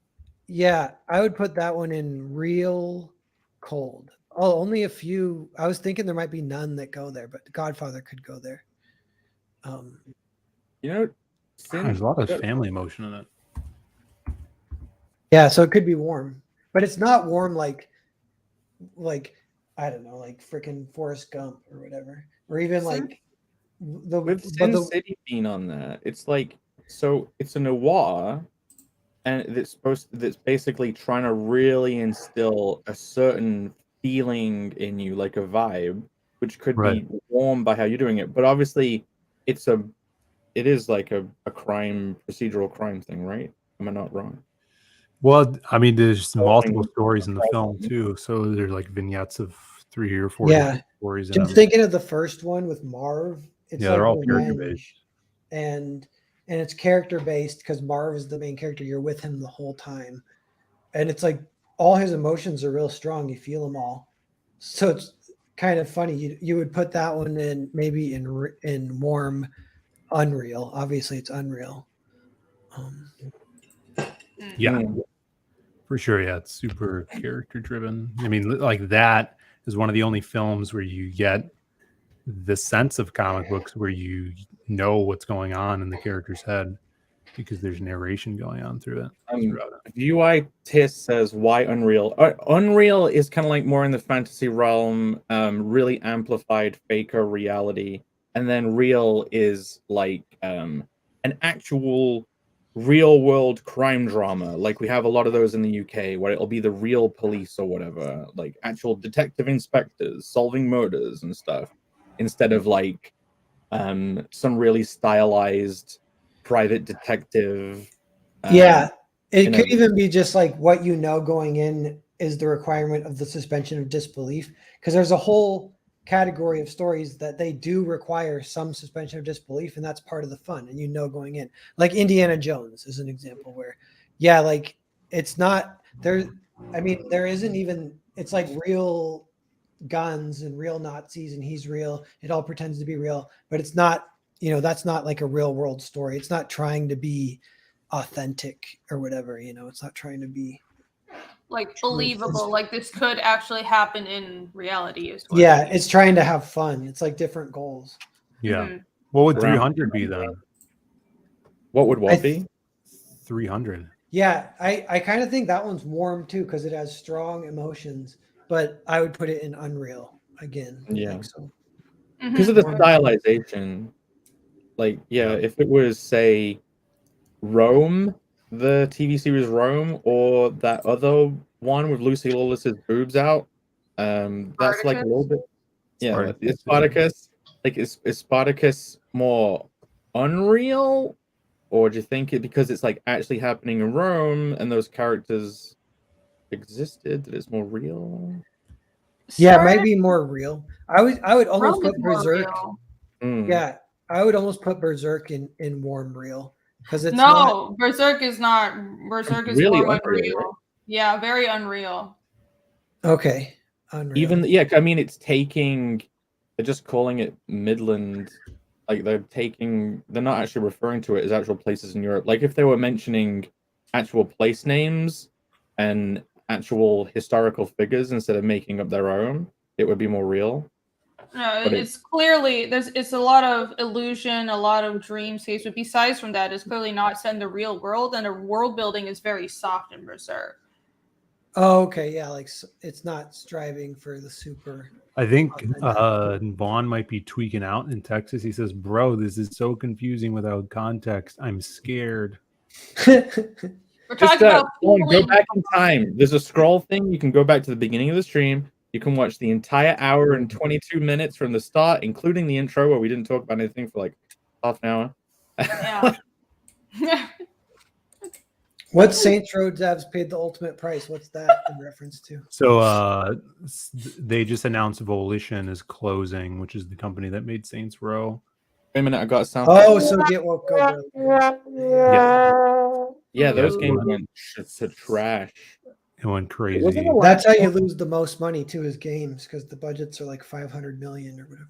The last one didn't have like hipsters talking about like capitalism bad whilst in shootouts, and you're like, could you just shut the fuck up, please? Yeah. And that franchise was so cool too before that. Sidebar. Phantom Prolix says, "I'm high as fuck. I just joined and I'm following along perfectly." Hey, there we go. Well done. Yeah. You're a fully fledged blockhead, Phantom Holic. Phil, what about Lost Pages? Where would you put it on this spectrum? I would say it's warm, unreal. And I feel like you'll probably find that in most comic book stuff that is character driven. Because all the Lost Pages stuff is like very much character driven. And even how all the characters connect to each other as well. And then, it's very much a kind of superhero-y fantasy type world, even though it's based in our world, but in a different universe, I guess. Yeah. And just to be clear too, like I feel like you could do a superhero story that's warm and real, but it would have to be like kind of like how Nolan did it, where he's like, I want to do it, but it like feels like it's real. Like, what if it was actually real? What it would be like? That is sure. in that category of the warm real versus Mhm. warm. Unreal would be like a little more cartoony Batman or whatever. Well, is the boys real or unreal then? Because like their approach is like, what would it really be like if superheroes? Yeah, they're trying to be real. They're cold though. I kind of think. I don't think the emotions are super strong in that show, but they try. They fail at a lot of stuff. I think they fail at trying to be real. They fail at trying to be warm. But it's the not, book, it's a failure. It's not the like, yeah, books it's not really like- are warm. The books have good character and good emotion. I think the show is trash, but Okay. Yeah. So the books might be real warm then. Yeah. Yeah. What about Hedgehog story, Jake? Okay, so I want to know what you. Okay, so Drake Bristle Hyper Wizard, the book about the Hedgehog character, it's like a Good. comedy of errors. So it feels like something is falling apart procedurally, but you're supposed to feel like the tension of the character who's kind of like fumbling his way through the mess. And it starts off in the real world, but it's definitely becomes unreal because Sure. of where he ends up. But like, yeah, so that I don't know. I wonder if it can these travel. Sounds like Uncut Gems, which you hate. Oh my I only God. hate it because it's so annoying to watch. Like, And then you decided to make that kind of story. oh, yeah. It's just yeah. There's a character that's going about his life, and then just like obstacles keep presenting themselves, and he's like, everything was going fine, and now it's all turning to shit. Yeah. Your Hedgehog story is it's an isekai, literally, right? Don't spoil it. No one knows Yeah. what the first issue's about. No one knows. Oh, I mean, what? No It's idea. probably I don't it's know what I'm probably talking about. warm Unreal next.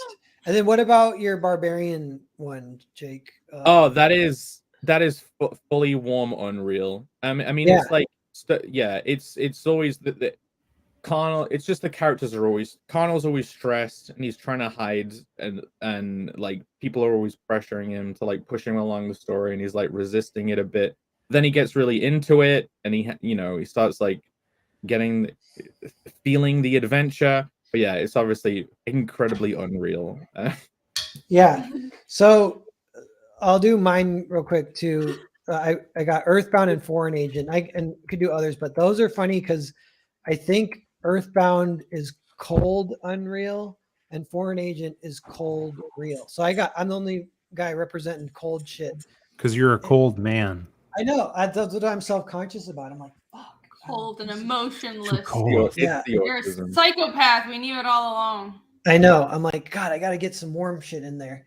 The dog one, Cerberus, is a little bit warmer. And it's only because of one scene in Cerberus that I really wanted to cut.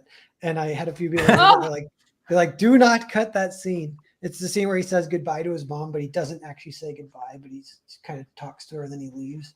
And then the puppy's like, why are you crying, Mom? And he's like, I think because he came to say goodbye. And he's walking away because he knows he's going to die on this mission, maybe. But that was like emotional scene, but I was like, I could just cut it. But I'm like, no, good thing I left. Find Who cares a about little that shit? cold, tiny little nugget that is your heart and bring it out into your No, story. you're just trying to be as efficient as possible in your storytelling, and so you're like full on interactivity. So you might even think if you dwell on a feeling or an emotion for too long, it's like you're maybe not using time as efficiently as you could. Yeah, I did notice that yeah, you can. It is good, like a formula. This is warm has more formulaic stuff in it, I think. So I get drawn a little bit to the cold stuff because it's more experimental, and I like that about it. But the warm stuff, you can like one of the formulas I've noticed is like just padding. Like it would feel almost like filler, but then you're like, no, this is not filler because this is making us love the characters. And you can get 2 for 1. You can get some things happening, so it's not just if it's like them waiting for a bus or whatever. You probably wouldn't want to put that in, but Yeah, what's really good storytelling would be tapping into the warm stuff to influence the cold part of the story. Because the characters feel a certain way, then the logic progresses and the experimental stuff is pushed forward.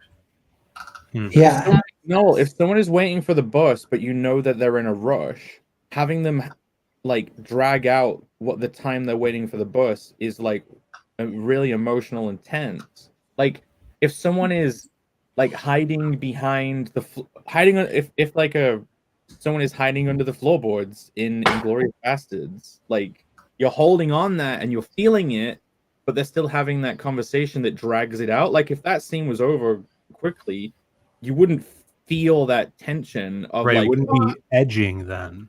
Yeah, that's an edging thing. But that one, I would say that scene is cold unless you wanted to build up, like to know the girls and know the characters and know blah blah blah. And it still is like intense, but the intensity is like just suspense, just interactivity. okay. It's not sadness. It's not you don't cry when Yeah. the family gets blown Suspense away. is cold. Yeah. Well, I got to take off, guys. I'm sorry, but alas, I have a How plane. How dare you? Yeah.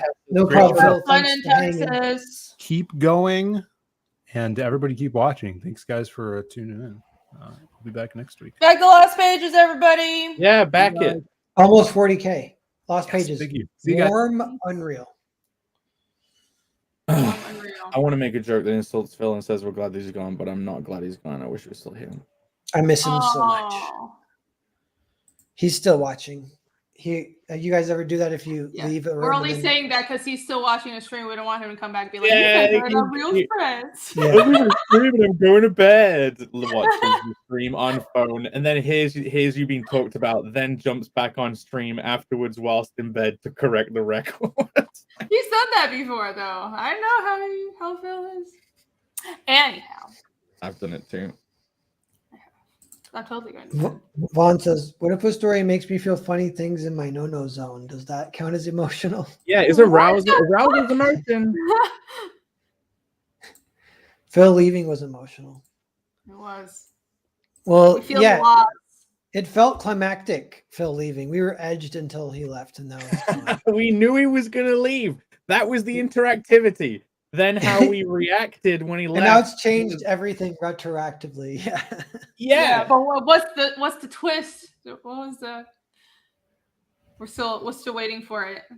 Yeah, we don't even If know. he shows up in chat and is like, I totally didn't leave after all. I just want You know, the twist could be that like his flight got cancelled or something. Like he went there and it was cancelled, so we didn't have to go there that early anyway. I don't know. So there's like a longing of our could have still been there. That's a tweet. All right, what else is on this list? We covered Lord of the Rings. Yeah. Well, I tried to put some on that you've Real actually emotional seen, psychopaths. Irene, too. Like maybe Princess Mononoke. Have you seen that one?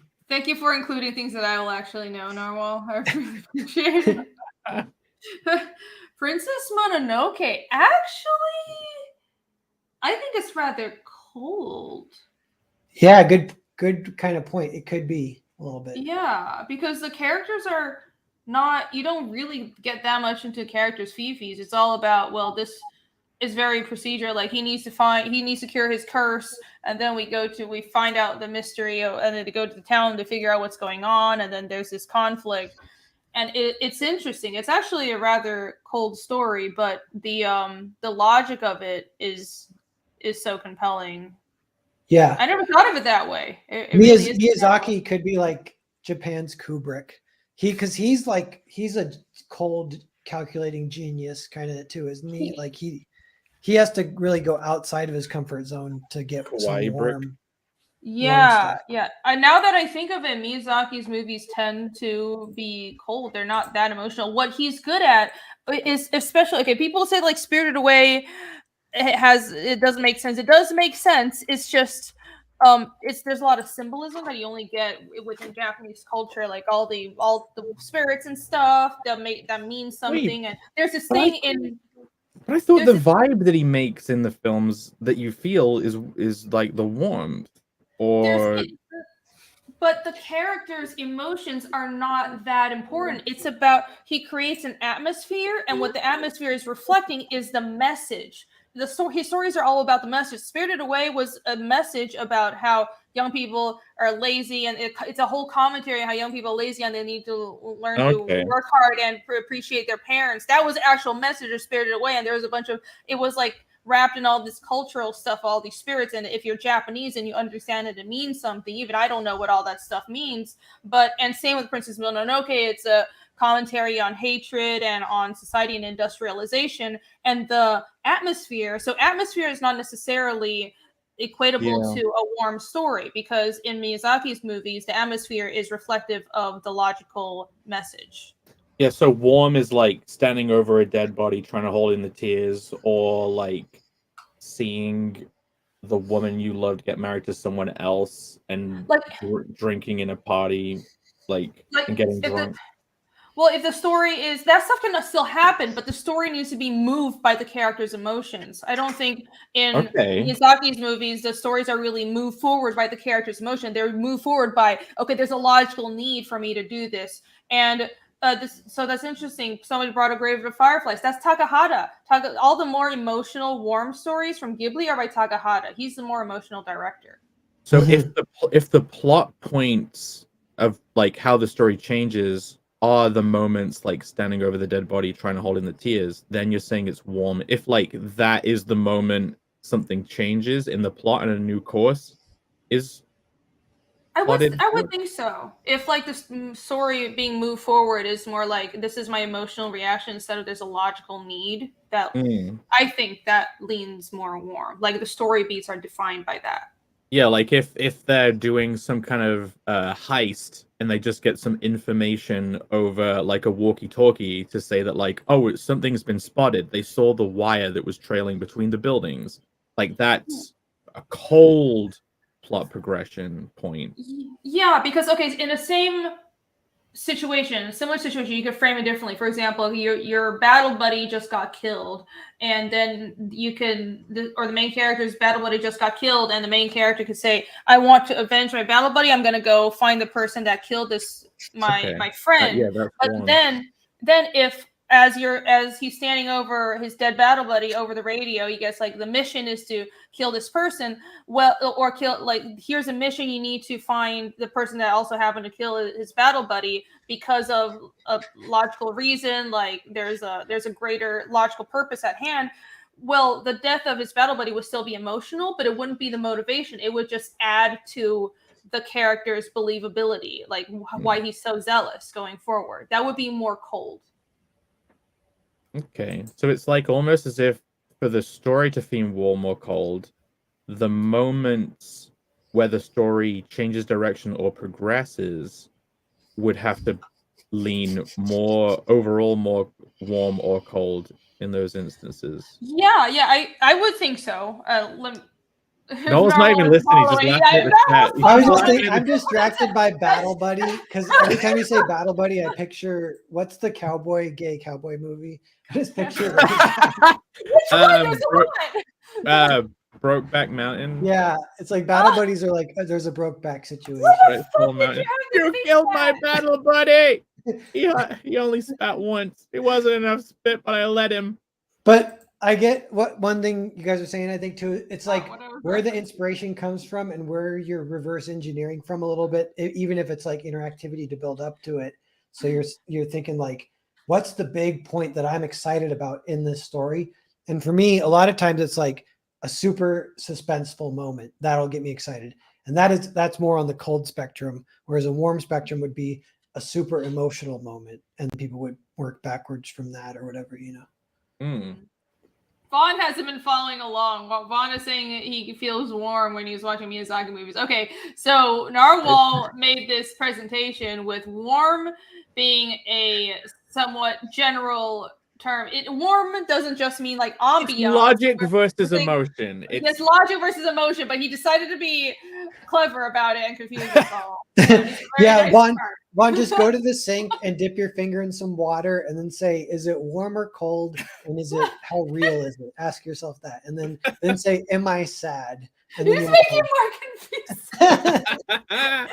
I think he would feel anger at you at that point.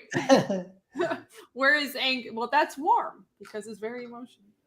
I can't believe you've done it again. Like the interactivity one that you did a while ago, that got us thinking a lot. And you've managed to do it again with just fucking warm and cold.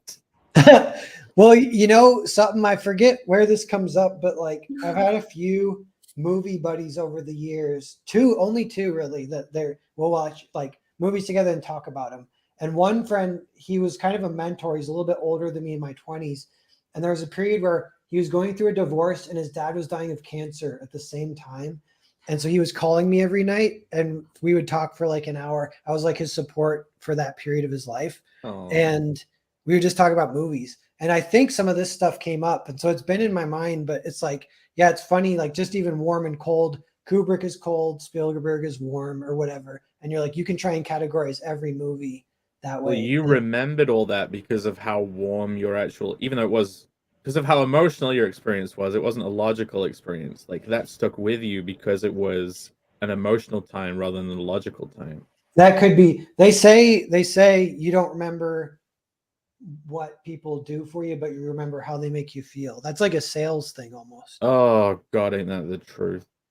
Yeah, and stories are like that. Like you don't really remember. Like, someone could be really nice, but they could just like piss you off and get under your skin. And even though they're being kind, it's like, I wish I didn't dislike you right now, but I do, and I'm being a dickhead. Okay, Vaughn is still fucking confused. Vaughn, just warm is it's a synonym here for emotional storytelling, emotionally driven storytelling. Cold is we're using that to describe logically driven storytelling. That's it. That's all you need to know. It's incredibly simple after Very decoding simple. it for nearly 2 hours. Yes, we figured it out. We figured it out, and it is That's really. where the I discussion like it. comes from. Our sheer confusion and trying to understand what we finally reached enlightenment. it's a cinnamon, Vaughn. What don't you understand?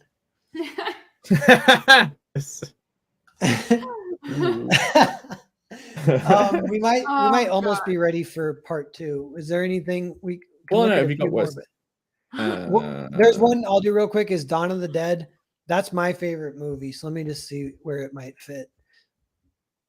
That one's tough. Even though that's a zombie movie, I'd put that in the real section because it's trying to approach it realistically. The old one, not the new one. Jurassic Park feels warm because, you know, essentially it's like a monster movie. But is it, even though they're bringing dinosaurs back to life, which could be unreal, they tried to ground it in reality to make it feel real. So what do you think? Like, where would you put it? I would almost say it's warm. Yeah, it might be more in real. It's not doing too much of the there's some weird things in the Unreal thing. Like I wrote down sentimental. That's one that the director of the thing, John Carpenter, he said he used to love John Ford, who did all these old Westerns. And then he said he can't watch John Ford anymore because he looks at it and they're all sentimental. And I was like, what is this word sentimental? What does that mean? But it means like a step away from the reality a little bit of the situation. Like the spectrum there could be like, if it's sentimental on one side, the other side is like, what's it called? If you're like nihilist or whatever, or I don't know. Oh yeah. Well, it's like meaning and nihilism. Sentimentality is like when something has meaning. Yeah, yeah, and it can kind of tie into that, like the clever hand of the godlike storyteller, you know, upon the story or whatever. And John Carpenter doesn't like that. He's like, I just want it to be like, you know, like a yarn. Like The Thing is actually, there is no clever hand of the god of the storyteller in that story. It's just like, well, that's what happened. Everyone's dead. If we that's went like into more like a D&D campaign. The Thing is, if we went into the second half, we could invite Vaughn in to get confused, and then we can bully him. Yes, let's do that. Dan Lawless is in the chat. If you want to come and hang out, because like he always has good questions and thoughts on this stuff. Like you can like come and hang out. Like and we can get some other people's like try and help explore their understanding of this. Let's confuse Vaughn even more. Let's have him just he's probably half drunk too, so this will be fun. Yeah. Cool. I think we can do that then. I think I have access to. Let's go. Wait, can you share the cat? Rini, okay. I don't have it yet. You can share it though, right? I think so. Okay, I'll share it. Share what? link. You Oh, yeah, haven't and I'll- uploaded it I'll yet. send the link. Still, He will never upload it ever. Okay. It's gonna lag because it's from my computer. But Oh yeah, that's right. What happened last time. All right, I'm I searching lost for weight. Dan. Can you tell- I Dan, lost if weight. you're around, get you in here. Come join us. this was I was worried I wouldn't be able to have any interesting thoughts on this, but it really got me thinking, and I'm grateful for you constructing this topic novel. I'm enthusiastic about using it. Pointed right over Jake Thompson. Just keep talking. That's not every And it, you little know, bit. really got me thinking about the future, and I want to incorporate this more into stories that I'm thinking of doing. Like now, taking a step back and figuring out how it's done, what can be done. It makes it more positive, make it more just like it's a very warm video. Nice. This video is all warm. Should I pay them to play like a paperclip game? Please.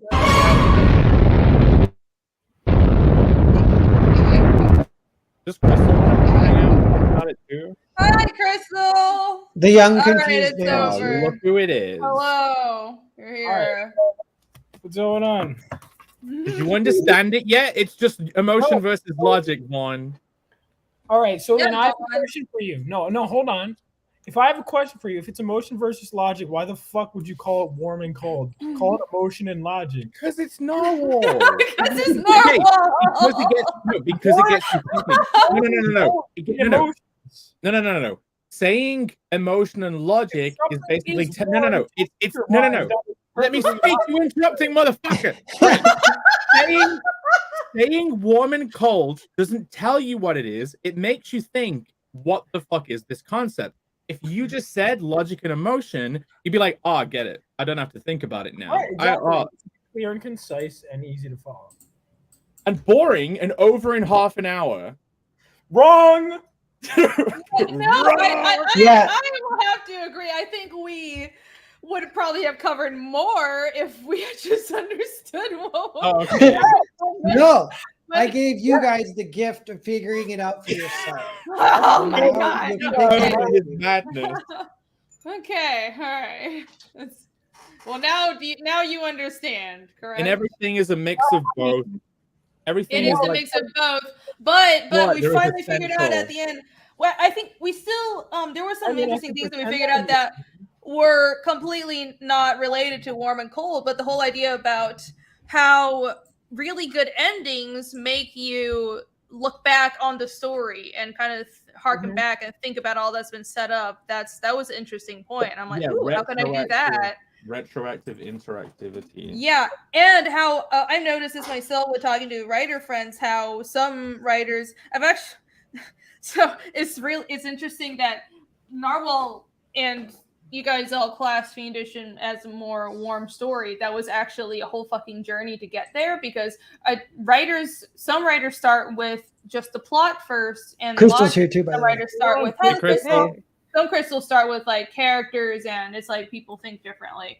But that's warm and cold. Okay, all right, enough of that. Hello, Crystal. Fiendish is warm. It wasn't Yeah. at first.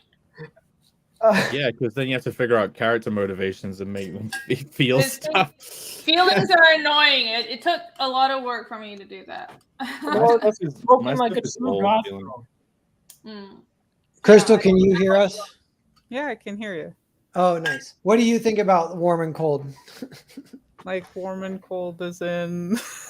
Yeah, she missed a lot of the stream Here we too, go. I think. I should be yelling when I was Water, like, do you prefer tap water, warm or cold?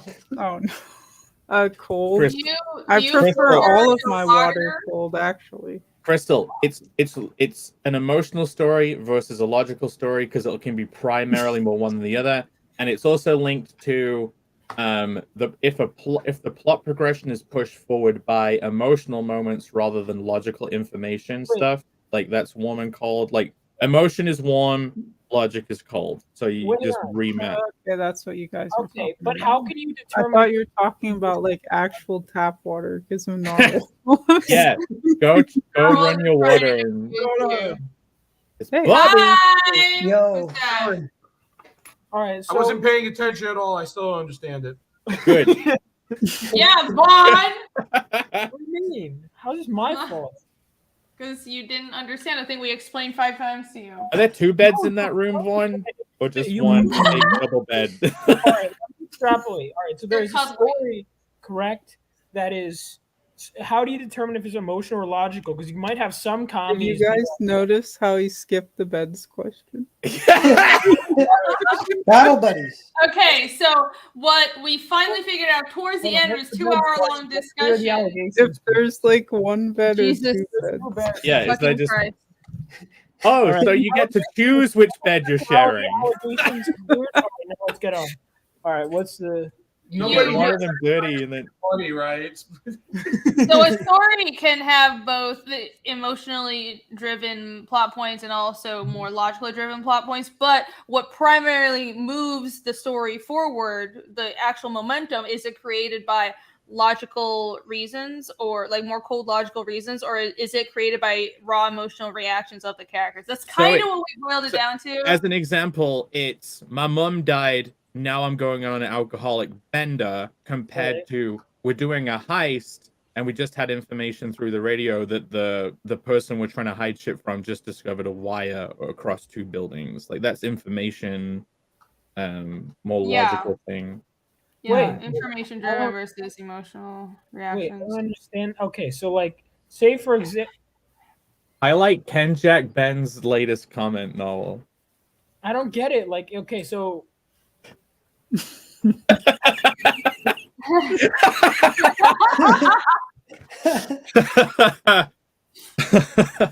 What were you saying, Vaughn? Sorry.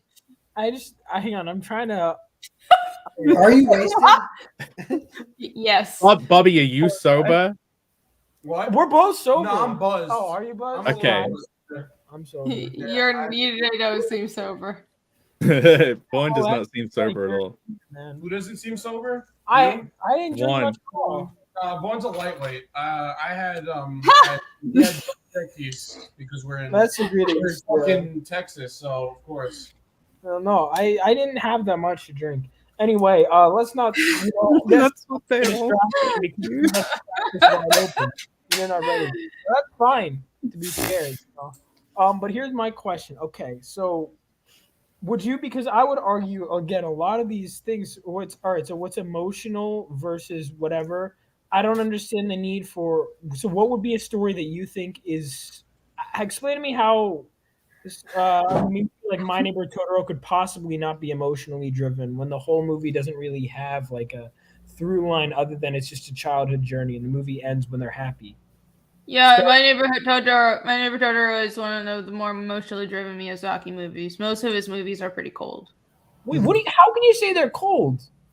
Just because they have a vibe doesn't mean it's warm. Yeah. Warm means the Ambiance. plot. He just gives Ambiance. off vibes. No, ambiance is not the same as emotionally driven. Because just because there's an emotional grounding and it's warm and there's an ambiance, what actually drives the story forward in most of Miyazaki's movies is logic. It's the amount of emotion the characters are feeling, not you. He's the Kubrick of Japan. Yeah. Wait. Yep. So hold on. Oh, boy. Most movies, correct me if I'm wrong, the emotional arc and the main story arc are inherently intertwined. Yes, but we're saying that the moments of plot progression, like say in Ocean's 11, that is more logical moments of information coming in, and it's like a logical story. But I can't think of a warm story right now as an example. Someone think of one for me. Forrest Gump. I hate Forrest that Gump. movie. But Yeah. Yeah, one but movie it is. was It's super. It's just everything is chaos and emotion. That things just happen. Like So- if a character gets dumped or someone or like they're okay, Up is a super warm thing because the plot is pushed forward by like his wife dying and then like him deciding to go on an adventure and leave. It's not like he logically has to do it. You know what I mean? Mhm. Because I mean, he like made Logically, friends with that little Boy Scout kid along the way too. So Yeah. logically, you And- have to move Oh, yeah. past grief. That's Yeah. Wait, what? Grief you is not. logically have to move past grief. That's just the logical move. I know, but he's feeling grief, which is why he decides to act because he's feeling grief. Like he's not robbing a bank. There is no hard physical need to actually deal with emotions ever. That's I completely disagree like with that.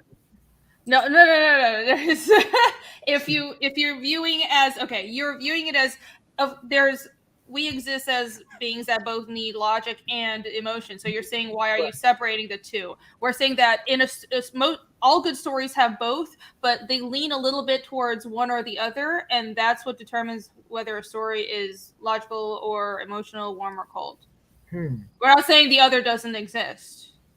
Yeah, like in Ocean's 11, he obviously wants his old wife back, and that's an emotional thing. He's like jealous of the Oh, you know something? Because it came up on in the slides, but we didn't talk about it too much. But the warm stuff, some of those solutions to put some warmth into the story, they're really cliche and really annoying. Like it'll be like, I don't know, like his mom has cancer and he has to pay for. Sorry, if anyone's mom has cancer, but his mom has cancer and he has to pay for her surgery, so he has to rob a bank. Like we've heard that story a billion times. So people kind of plug those in, and then you get the warmth.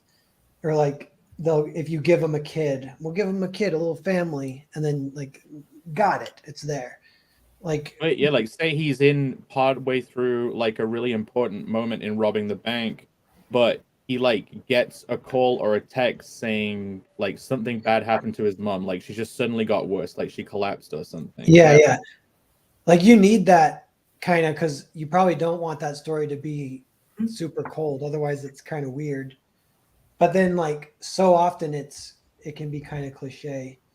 The warm stuff is a bunch of like a lot of it is a little more formulaic, and it's a more common, and then the cold stuff is more experimental and weird, and there's less of it, and it's like it's only good when the best people do it, like Kubrick or whatever. But a lot of times it would be just people not even learning the craft enough to realize that they need some warmth to get put in. Do you think you avoid warm stuff because it's not big brain enough? For me, Yeah. I don't know. Yeah, I try to put it in a little bit, but I'm just not as good at it. I don't know. I think I have kind to of use depends it. on the mood and vibe too. I have to use it to make people understand character motivations. Like, I don't think I can get the reader to understand the motivation of a character without showing warm plot progression moments that like compel them. Yeah. To the Well, story. like I guess like in Earthbound, it's just their freedom, so they want to do the job because they get their freedom. So it's like but they're kind not. of Yeah, but it's kind of cold. Like that is not dwelled on. That they like if I had a scene where they like really hate being slaves and they really freaking hate it and they really want to be free, like that would be more warmth added, and it could be worth it, you know. But yeah, like if there's one where someone's trying to get the yearn for their freedom, and then the person oppressing them like hits them and stuff, like makes them like bullies them. yeah, but that's emotionally. like so cliche too. So some of that I'm always like, I just want to cut it, but then I should force I myself to see. keep it in. That's so interesting. You're like, I don't want to. I gotta cut it. I'm like, I have to put that in, or else people aren't gonna get why these characters are doing this shit. That's Yeah. really interesting hearing you guys' approach, because I think with my experience on Fiendish, especially, I started out with very just logic based. This is a mystery, and they're getting like into it's all world building. But I realized that the warm moments were necessary, and it would make the story better. So it was something that was added on throughout the draft. Yeah, that's cool. That's kind of what I need to do next. And I do worry about being cliche, because it's like, well, characters' reactions, like, well, a main character had their family killed. That's super cliche. Half the stories have that. But what I decided was, I'm just going to commit. How is somebody if it's believable, then it's not cliche anymore, right? Because you have a cliche setup. But you if can like be really, you can Portray be the really, trauma. you can do it and be non-cliche. There's so much Yeah. of it in Carnal, but it's not cliche at all. Like, he has a giant shape-shifting thing that's out of control, and he's trying to hide it. Like, that emotion is so on the warm spectrum because he's like really embarrassed. But it's not like his mom died. He's like, don't look, and there's a moment where like he can't even cover it with his hands because he's holding something in the air, which adds to it. Like, that is him having to hold something whilst it's going off is like unconventional warmth. Hey, Dan Lawless is here. Hey, Howdy. Hi. Dan, Hi, guys. sorry, were you there for like 10 minutes? No, I just got here. Okay, sweet. Because it doesn't ding for me or something, and then I have to scroll to check once in a Oh, while. From the yeah, time, no, from the time someone says, "Hey, do you want to come in?" to the time I'm ready, it's like, Nice. It's a big production. I gotta go, switch this setting, that setting, put on some lights, put on a shirt. You gotta wind up the dynamos to charge the lighting in the background. You've gotta pump it up. Exactly, Yeah. exactly. We got to have some theater here, so. Yeah, it looks great. I love it. How did you have you been, engage Dan? with What are the- you working on these days? Not too much. I got kind of busy with my advertising work a little bit, so I haven't gotten as much comics as I'd like to get done, But I am working on Chuck Dixon's Conan cover. That is a fun thing. So that's kind of happening. Wow, that's awesome. Sweet. I don't think it's gonna be blurred a little bit, but Making big. Wow. Oh, so classic. I love the underlighting on his tits. I mean, back- The bounce Boobs. light. Yeah. I was gonna say the man ass is very well done. I approve. No joke though, that anatomy is hard to draw. yeah. Well, that's the power of a figure. When you're drawing a figure, the butt is a big muscle, and it's got it. You want if you're drawing a character with action, it's yeah. You can feel how tense they are by the shape of their ass. You just grab them, right? Yeah. I'm turning into Anna. Crystal, so for the good night, what do you think that one is on the spectrum at all? Like between warm and We're all cold on or the logical? I would say that a lot of it is probably cold. There's like a lot of super like messed up stuff that happens to characters, whether good or bad. Like our main villainess, she starts out like as a good person, but life kind of keeps throwing stuff at her to where it just kind of wears her down.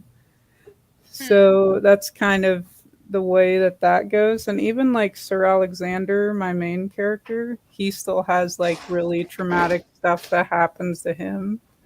So it's just I kind of work from there and just kind of show like glimmers, and then you just kind of, I don't know.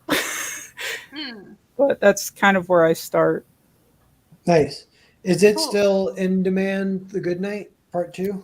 So it'll be in demand on Indiegogo till like probably like I think we're closing the in demand or putting in the close for at 11:59 Central. So not too far from now, but it'll still be available on Fund My Comic until we fulfill in November, and Kickstarter as well.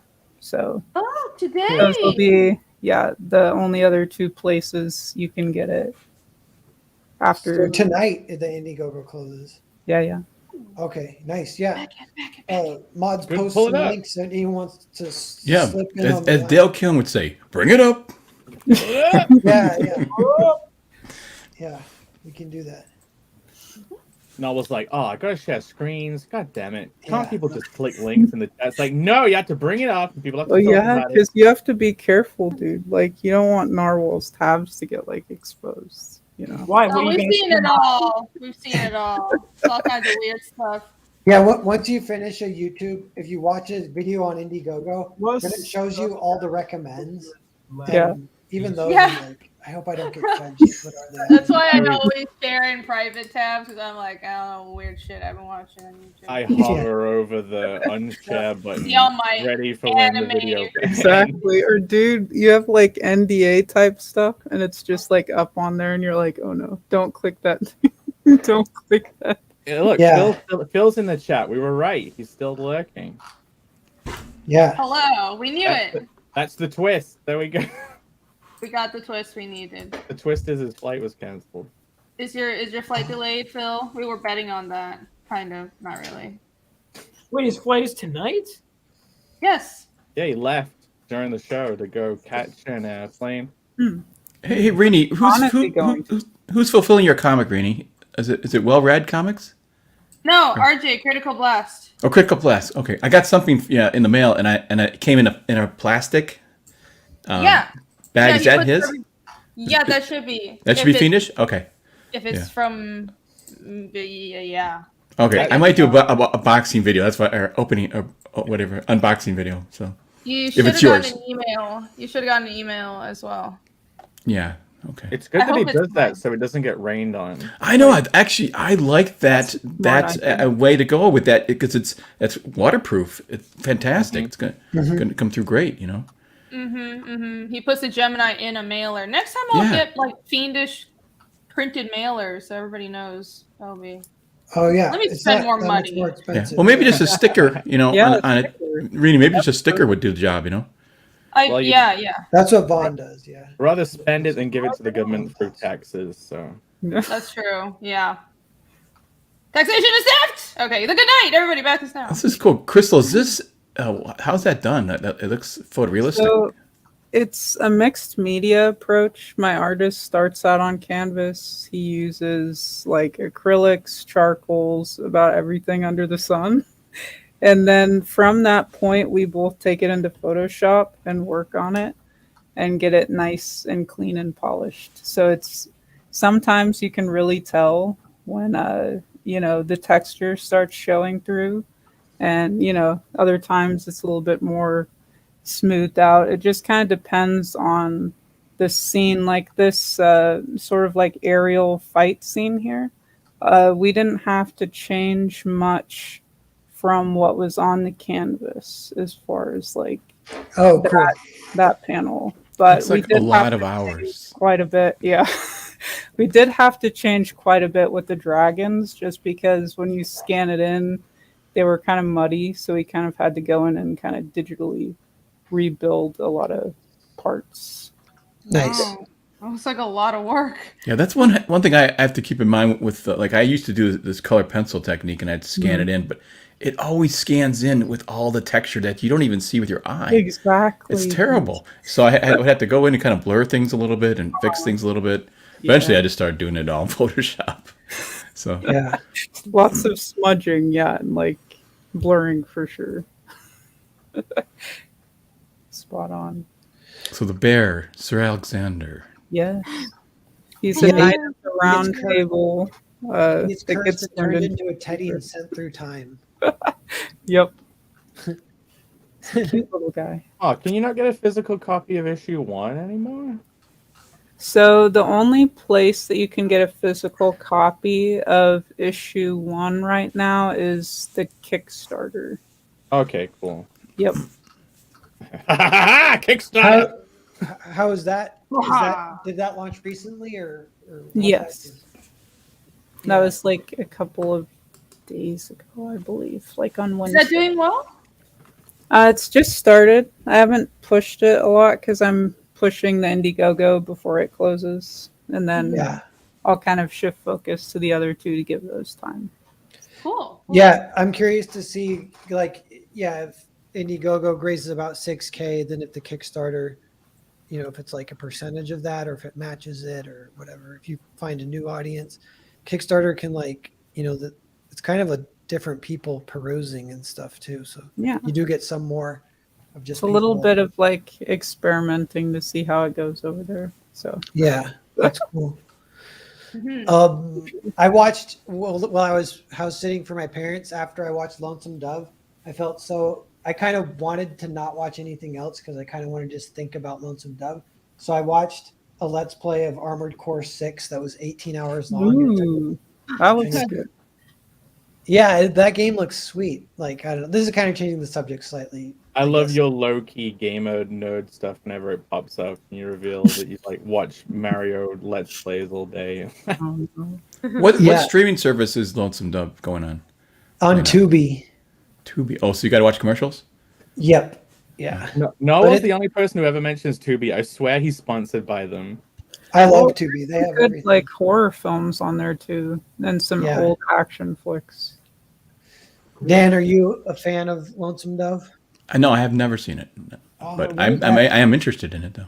You're the kind of guy who would love it. Who I would guess would have seen it. But yeah, Really, what kind of guy is that? just like the generation growing up in the '80s and Oh, old. yeah, Dove? a little bit younger than my dad or whatever. You look like you're an old craggy old man who might like westerns. Yeah, Well, that came out wrong. yeah. Do you? I took it. What about do you like westerns? Because maybe you don't. That'd be interesting. Wait, did you ask me something? Do you like westerns, Dan? I like Clint Eastwood westerns. I love Clint Eastwood westerns. Dude, yeah. Yeah, but I also like the good, the bad, the ugly. I like, there's a couple of them that are. Well, yeah, that is a Clint Eastwood western. That's right. Trying to think of anything. It's not a Clint Eastwood western. There's mostly those are the ones I love. So. Yeah. The other one that some people say that I'm not even as into it either, but it's the Duke, right? It's John Wayne. Yeah, John Wayne. He's like a generation earlier. Yeah, I don't really True. remember seeing anything of that. That stuff. So. Okay, you guys got to watch the first script I ever read, start to finish, is The Searchers, because we had assignment in class. We had to read a script from a movie we'd never seen and direct scenes from it. And then I finally watched the movie. The Searchers is phenomenal. Cool. Highly recommend that one. That one, The Man Who Shot Liberty Valance, also one of the Duke's best. Rio Bravo was made in reaction to like they were trying to make these pro-commie movies, and then Rio Bravo was made to be an anti-commie movie. So that it's not even really political. Richard Cahill. Nice. Well, if it's Ooh. anti-commie, I'm a fan. Yeah, Move Rio down Bravo. up and move on to the Billow Crystal. Yeah, Rio Bravo is a classic. It's good. They cast some like crooner dude in it, and right in the middle of it, he sings a guitar. He like they're like in the middle of not a heist, a siege, but surrounded by outlaws in the town, and right in the middle of it, he starts playing his guitar, and it turns into a musical for like 5 minutes. He plays this. Wait, song. when was this? Oh, In Rio dude, Bravo. yeah. And Oh, Magnificent Seven. That doesn't have Clint Eastwood in it, does it? That's a great one. Yep, that is a great one. Yeah, it has some stars though. Oh, it's got a huge cast of guys, man. It's great. Yeah. I've never seen that one. Johnny Guitar is another good one. Okay. Yeah, westerns, they're making a little bit of a comeback even in Comicsgate, but in like I don't know movies yet, but comics. I've seen a lot of westerns coming out. Well, I honestly, part of why I started going into it was because I was like, hey, this is a genre that was never really destroyed by that by political correctness. So I kind of was like, oh, okay, let me see how many of them, and a lot of them are really good. I'm trying to think of. Westerns are tough though to master in comics because first off, you don't have necessarily the greatest landscape. They tend to be, just flat plains and stuff, which is, not the easiest. Then you got to draw horses, Yeah. and then you got to draw guys in hats with cowboy hats, which are really difficult. So it's got a lot of things that are tough. I would like to do a Western, but man, I feel like I've got to be on top of my game if I'm going to pull one off. I feel like the best way to like approach that, like comics wise, would be to take a page from like Bone Tomahawk and make it more of like a personal Western. That's kind of small, but like in scope with what's going on. Kind of. Yeah, what was the word we used a long time ago for if something's happening in someone's head? It was like a previous stream. I kind of wonder if a Mobius approach might be good. The way he did to his westerns, the way he did a lot of his cinematic storytelling, Arzak and stuff. If you kind of applied that, that might work. I don't know. Psychological. Bobby inked it. I did a 10-pager that I'm going to turn into a series at some point for a Western series. It's like a futuristic Western though. It's like No horses, thank God. Yeah, I had no plan to that, at least at the moment. But it's like basically she has like a high tech truck with like military gear, but it's got Western aesthetics and settings too. So I kind of wanted to like merge the two. But I mean, there's a lot you could do, with westerns. I know there was that Jonah Hex that Justin Gray and Jimmy Palmiotti did that was everyone loved when that was That coming. was so good. I never read it, but I know people loved it. I've never seen Bone Tomahawk. Was that in the past? You need to see Bone Tomahawk, dude. It's on Tubi. It is so amazing. And Are you then guys the sponsored? last. No, dude. I push it to everybody. I'm like, have you seen Bone Tomahawk? You need to see it. I will. So if you're gonna do a western, you gotta draw horses. So who are the best comic artists for horses? That's not something I've ever thought of. Yeah, you know who's kind of doing it now, and it seems like they're doing a good job. Is Sean Gordon Murphy is doing Zorro, and Okay. so that's horses and hats and shit. He can do it pretty good. Oh, I'll be a stand-in for Phil and say Simon Bisley, just because Phil's not here right now. I think Aaron Lepresti's Wraith of God horses are pretty decent, good. I mean, they look pretty awesome, actually. Some of them. Yeah. Who did that cover? I also think John Buscema did good horses. His were really dynamic. Mel Ruby, who did Hunter Ninja Bear, I think that comic had some horses, right? I know it had bears and a lot of ninjas and hats, so probably could draw horses. I didn't buy that, but I remember seeing the art look really good. So Yeah, so he could draw horses. And horses, I mean, I'm trying to think of what else I know horses. Also, Phil, of course, left at a horrible time because his favorite movie is Tombstone, which is, I think, one of the best westerns ever. One of the best movie casts ever, too. That movie is fucking awesome. You guys have seen that, right? I am embarrassed to say I haven't. You haven't seen Tombstone? Oh, I haven't seen it. I don't know why. Movie. That is Okay, I got to see that because I have wanted to see that, but Doug Wildey, good horses. Doug Wildey. What has he done? He's the old Western artist. He was also involved with Johnny Quest. I remember Graham Nolan when he was doing Alien Alamo. He referenced him a lot.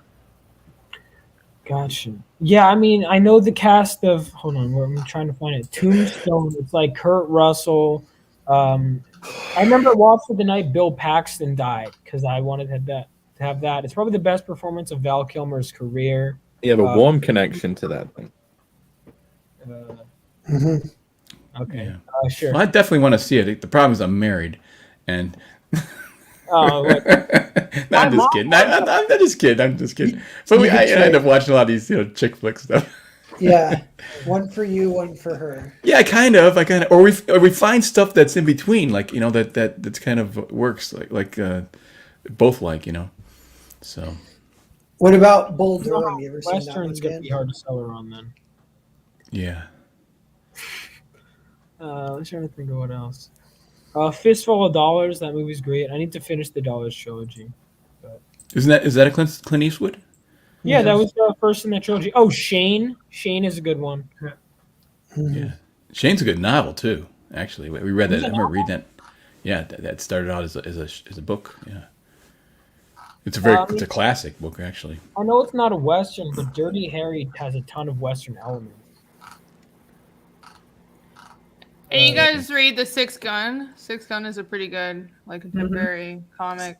Six Gun Gorilla? Western. No, The Sixth Gun by Oni Press. Oh, don't know. Has it's pretty good. The Sixth. I'll look for it now. Why? What's good about it? Yeah, tell us. Nah, she's microwaving rice. I am. Hey, somebody says City Slickers. Just because I'm that was a good Asian. one. I mean, it was a good guess. It is because you're Asian. Anyway, so racial profiling works. You're gonna make. She's Asian raging. I just said. It's too hot. I just said City Slickers, and Siri came up and asked me a question. That's so City Slickers. Does that sound like Siri? Dan, phones are always listening. Yeah, it's weird. Dan, Which do you casting is understand Sundance novel's Kid? topic or not? Did you understand it? What novel's trying to get at with the cold and warm or not? Who are you talking to? Wait. Dan, yeah, I'm still I'm on wondering the if Dan got it. I gotta be honest with you. What? Did you understand novel's topic, by the way, the warm and cold thing? Or were you Yeah. Okay. I first thought you were talking about laundry, but How's your laundry? Is it warm? For the first half hour, I was like, wait a minute. I just thought it was just warm whites and darks and neutrals and cold. Yeah, 'cause they And, can oh, wait, we're talking with, about stories. like, tap water, and I was like, what are they talking about? And yeah, I still don't know about laundry, when to use hot and cold water. Do you It choose depends how on you the do that? color of the clothing. Now, when you guys say cold, sorry, you're talking about maybe a character that's stoic and reserved or something like that? Or is it... It's emotional storytelling versus logical storytelling. So like a heist movie versus like, oh, my mom died, I'm going on a bender. Okay. That kind of thing. Yeah. Okay, so like the what's the one where they robbed the casino? Yeah, Ocean's 11. Ocean's 11. Yeah. That's not an emotional. That's a But like it has logic. they all, yeah, like the plot progression moments are usually procedural logical information coming in, but there's still emotion in it because everything is a mix of both. But like, yeah, you got to have the investment in the character. The audience has to invest in these characters one way or another. yeah. Yeah, we didn't talk too much about Jurassic Park, but that's one where it's like it's Steven Spielberg and it's dinosaurs. So all the awesome dinosaur shit, you could say that's cold. If the movie were just that, it might not work. So they put in the obligatory emotional stuff, but you actually need it, like, and it works. Like, and it's like, Oh yeah. It's like the Dr. Grant learning to kind of tolerate kids by going. Oh, through I some suppose it is cold and logical because the core plot progression is like the system goes down and all the dinosaurs are let loose. It's not like someone's relative died or I got broken up with in a relationship, right? Yeah. Yeah. I get well, you it. need a character to react to whatever, even if it's a ecological destruction of something falling apart. So you got to place yourself in there. Okay. This is what I would feel if I'm going through this. It's like Seinfeld. The comedy works because Seinfeld is the straight guy and he's reacting to all the crazy characters around him. And I think that's kind of the same thing. You got to place somebody in there so you can identify and then you can go through it. Yeah, like the audience surrogate. Sometimes they call it that. Yeah, you had an early comment that we didn't have time to read out loud, Dan, but didn't you say the best stories are you take a good person, drag them through hell, and then something, and then they change or they succeed? Yeah, you got if you take a good person, then you most stories are like that. Then you just give them everything, dump everything on them, and then you're rooting for that character. Yeah. And so you're like throughout and then when they accomplish thing, you're celebrating the victory, but you got to be rooting for them, and that means they have to have some quality that you like and appeals to you, I think. Yeah. And sometimes you feel for them if they just get screwed. Because we can really feel for people who've been screwed. So if it's like revenge so it doesn't have to be like, oh, they use the same toothpaste brand that I do. It's more like, oh, dude, that guy like was about to like his life was going to change, and then his coworker took credit for what he was doing, and now the coworker got the promotion and he got fired, and then he's your main character. Then you're like, dude, I gotta see this guy like get through because I feel for him or whatever. Yeah, that's the actual that's what people actually identify with, is the experience or the morality. That's a good way to put it. That's why I think Fiendish really works so well, is that the character Casimir, he's put through through freaking hell. His whole life is upended when he's a young person. Then just as he's starting to put it together, he finds a couple of oddball or misfit people to bond with, and then here comes the same freaking hell that destroyed. He finds just a bit of happiness, and here comes this thing all back again, and that's dramatic and that's powerful. That's a good premise. Thank you so much. I'm Well, glad it's true. you like It's it. true. I hope you enjoyed chapter 2. That's what I felt when I read. I thought this is really a good, solid story, and so it's going to be a good. You got a good launching platform for that. So. Yeah, I read somebody on a video or wrote somewhere that in relation to what people identify with and what really matters as far as representation and people identifying with something in stories. It's the character's experience and their morality. It's moral representation that matters. It's like I identify with why this character made this moral choice, and that's what actually hooks readers. Yep.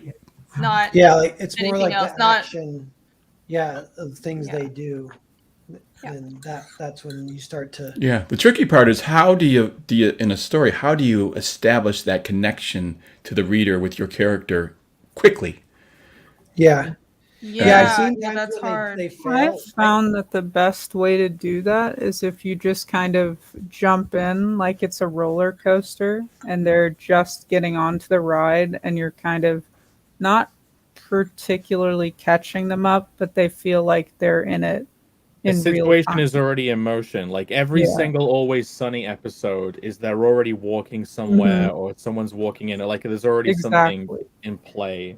So I think it makes it easier at that point for the reader to just kind of put aside some stuff and get the info that you're giving them at the time as it's sort of unraveling. I think it really depends for me on the character and the story. Like I rewrote the same issue over and over again. Normally that's my approach, is dropping them in the middle of it. Like that's almost always the best approach in my opinion. But I remember for this one, I kept going back further and further almost because I wanted to contextualize and make it, even though like technically I've done that too. The same, I felt like by going back further into his past, it allowed more emotional understanding of his actions in the presence. And I felt, and a lot of people who read it also felt like, at least some of the ones that I've sent it, that like the drafts, they cared more about the story and the littler actions because they knew the bigger reasons, even from an emotional standpoint, even if they're just technically there, because they're more emotionally invested in who this person is when things start happening or he starts doing things. Little things start mattering more. But don't now, Vaughn. Do you need a hook though? Like a every James Bond movie opens with a little quickie grabber, pull you in, or like comics used to do that where they had a splash page, and you would all of a sudden you're in something, and then after that scene, then you start doing what you're talking about, developing all that stuff. That was a very careful project for me. That's why I decided to open with a splash page and a few splash pages of World War III. And then build into how that built the world. Because I was like, okay, well, I can't start with him just as a kid, whatever. Like, let's intertwine these things. So that's part of the reason why it started with that. So you're like, okay, this is what the world has been through and the characters have been through. How do we get here now? And how are the problems when they start resurfacing again, even after all this trauma? Kind of how does it go through? It's kind of hard. It's specific details. But yeah, I the splash page opening, I love those, and I really want and made sure I wanted to do that. How do you guys feel about when I was a kid? I think this is something it's missing in comic book covers. Is they showed what was going to happen. Yes, in comic book cover. That is my biggest problem with comics today. Well, the pinup covers, it's like they're cool for like a first issue or something. But I feel like the second, and just like they used to do this in comics, maybe the first issue was a pinup, but then they showed you the protagonist and antagonist on the covers fighting each other, doing something, and you picked it up. You want to read it. Like it was selling you point of sale in your local drugstore or whatever. I think with the variants you can do on campaigns, you can have like your base cover be a story cover, and then you can have like a sexy pinup cover or something as that's true too. Alternative. Yeah, I think that's one of the problems too. Is like you look at any of those like Uncanny X-Men covers, everyone, even the ones that are more pinup-y, usually, or group shots, had something they were telling about the story. Like I was looking at even today, I tweeted about it. Uncanny X-Men 137, right? You look at that cover and it says every little detail, even down to the character's costume, says something. Like, why is she out of the Phoenix costume? She was just in it last issue. That's weird. Why are they on the moon? They were just on Earth last issue. Why? All things are questions, but also give answers to what's happening in the story.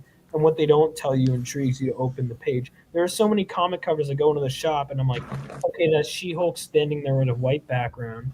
Okay.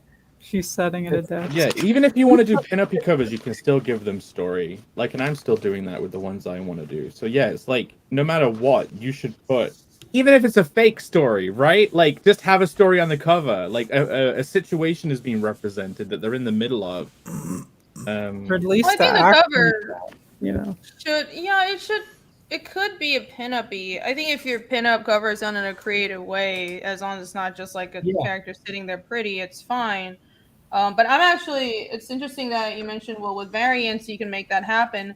I'm taking a similar approach with Fiendish, where the campaign covers are sort of like the flashy ones, and I try not to do too well. I did have like a really pin-up-y one that was like a last minute thing for chapter 2, but the main covers on the campaigns, they're like the flashy actiony ones, and the permanent covers are the story ones. Yeah, the naked one. That was like a special thing. I was like, okay, it's people like naked girls on covers. Cool, and Ragnar's hot. But the permanent covers are all story covers, and it's sort of, they do show something that happens in the chapter. And my thinking is, well, the story is already out, and it's like, it's a little like it's not spoilery so much as, well, people have already read it, so I'm not too worried about like just it being out there. And also it's more story based. I'm not trying to make the sell anymore, you know what I mean? It's not like the initial push.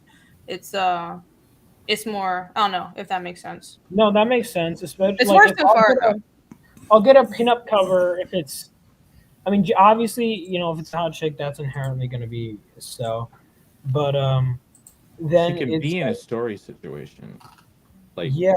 I mean, but it's like also generally, if I care about the character, okay, fine. Or a group shot. Another thing that bothers me is even down to like group shot covers I find are lamer now. Like you look at X-Men #1 from 1991, where everyone's just like screaming, has some emotion, and they're using their powers in some way.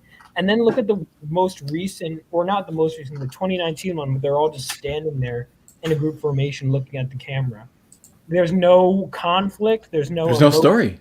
There's no story. There's no promise of a story. And then you read the comic, and surprise, surprise, they're just kind of just talking. There's no story. Yeah. They also I revealed hate those. Cuck in that issue, so that was fun. Yeah, comics. I mean, comics should be. You should hit the ground running. I think, and just it should be a blast and fun. And I mean, it's do what it does best. You know, strong, muscular people beating each other up. You know.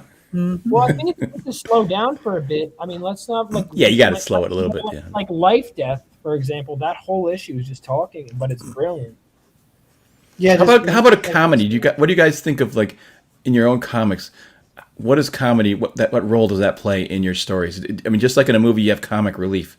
Do you like that in a story? If you keep doing too much of it, it'll completely ruin any other tone. Like, I think if you're not making an outright comedy, like even if you're just doing comedy and it's just always trying to be gag, I think this holding that same tone the whole way through makes it almost less funny. So it's almost, in a comedy, you need serious relief to make the rest of it seem funny, but in a serious thing, you would have a comedic moment. But like, it's like the modern Marvel movie problem, right? They try and build a tone, and then they'll constantly interrupt it with like a snarky comment or like nothing can be fucking serious. The tone, yeah. And I like that approach. When that it kills the stakes.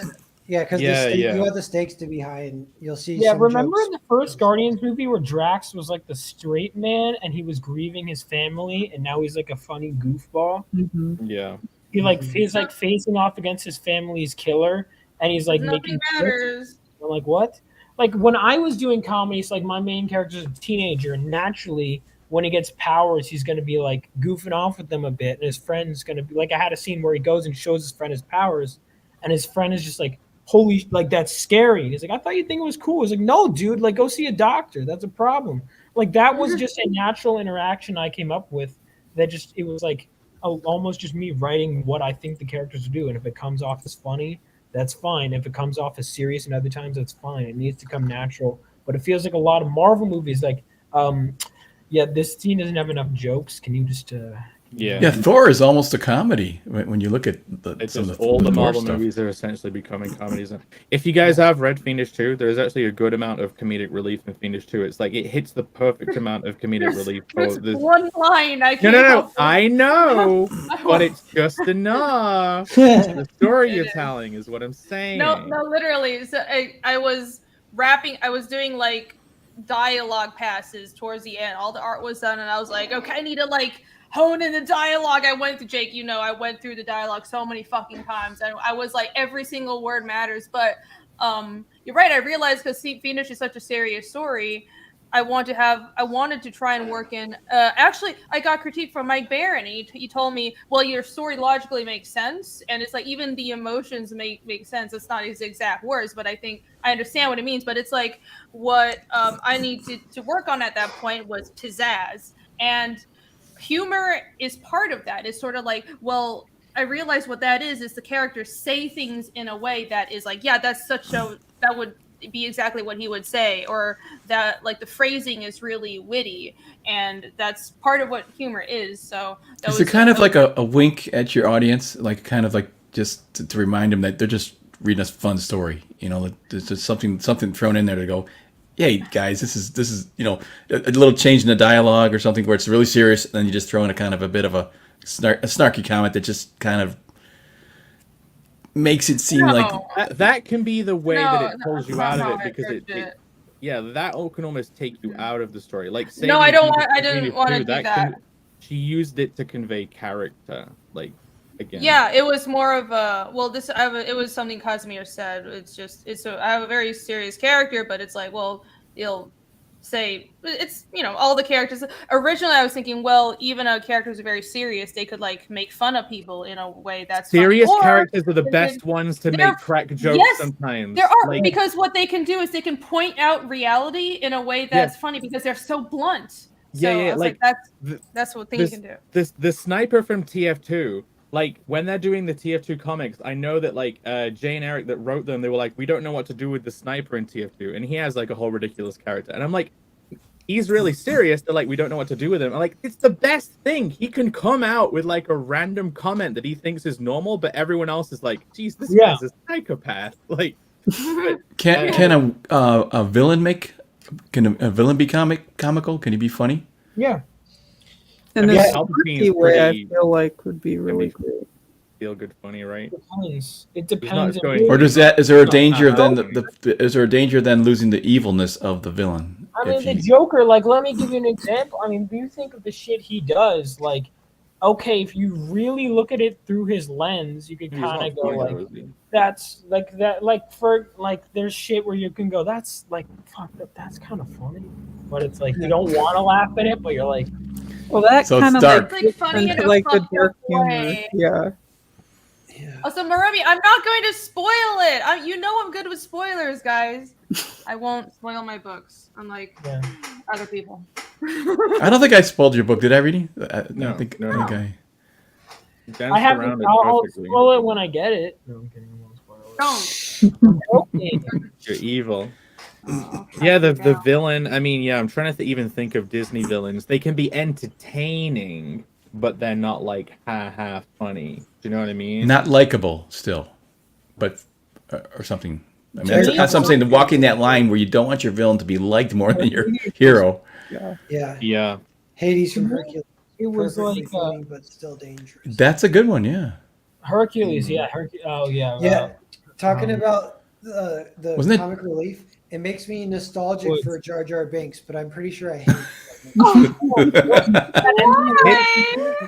Hades from Hercules, though, the comedy always illustrated that he was struggling with the situation and thought he was better. It's kind of like the Dr. Robotnik being screwed over by Grounder and Scratch, the kind of like ridiculous villain. Isn't that James Wood did the voice in that? Yeah. Oh yeah, that guy's just so incredible. Like the humor demonstrates the character. Did he get kicked off of Twitter or something? Or I haven't seen his. He's still there. He's probably just shadow banned. He's around. They brought him back actually because he was. The fact that he's not an A-list actor is because he kills it in that movie. Oh, he's been knocking them out of the park for a long time. I He's know. great. Yeah, he's Yeah. blacklisted or Before whatever. he was blacklisted. That's what I'm saying. But yeah, I mean, that was those. I think also like when I come up with, I remember I had this series that was I'm still gonna do it eventually, but with my friends, we wanted to do this series using like GTA, and we would just come up with our own characters, and then just inherently we'd come up with funny situations and serious situations and everything in between because we needed characters and where they would play off of each other. Oh, we want them to go on this mission. Here, what the interactions would be like. I really think it honestly, people think about it as like, okay, like that, but it's honestly, I think a lot of it just comes from you'll know when you're writing the story when there's time for serious moments and not. You don't need to just, it's not like an exact equation. Like even the Shawshank Redemption has moments that are funny in that movie, right? And it's a really, the Green Mile too has funny moments. Like you don't think about them a lot, but it's there.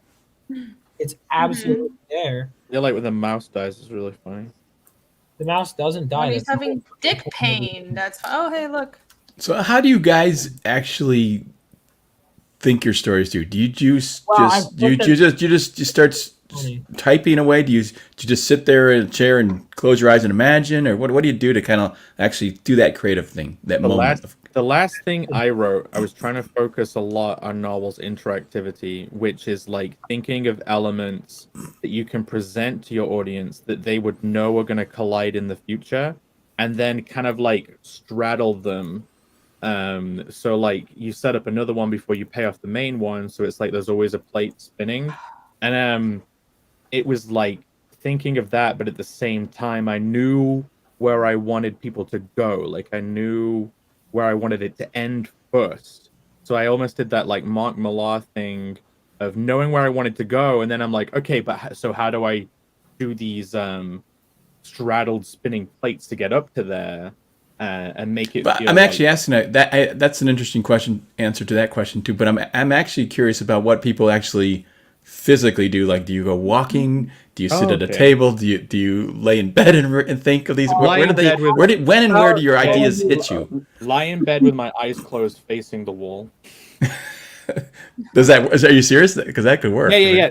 That's where I have to go, and I'm all of the thoughts and images and things just start coming, and I'll sit there and I'll basically think. I'll start constructing all this stuff. Then I'll like turn around and type it in my phone super quick, and then I'll go back. And then when I've thought the whole story through, I'll go to the other room and I'll take those text notes and turn it into like a proper quick like rundown of the plot, like bullet points.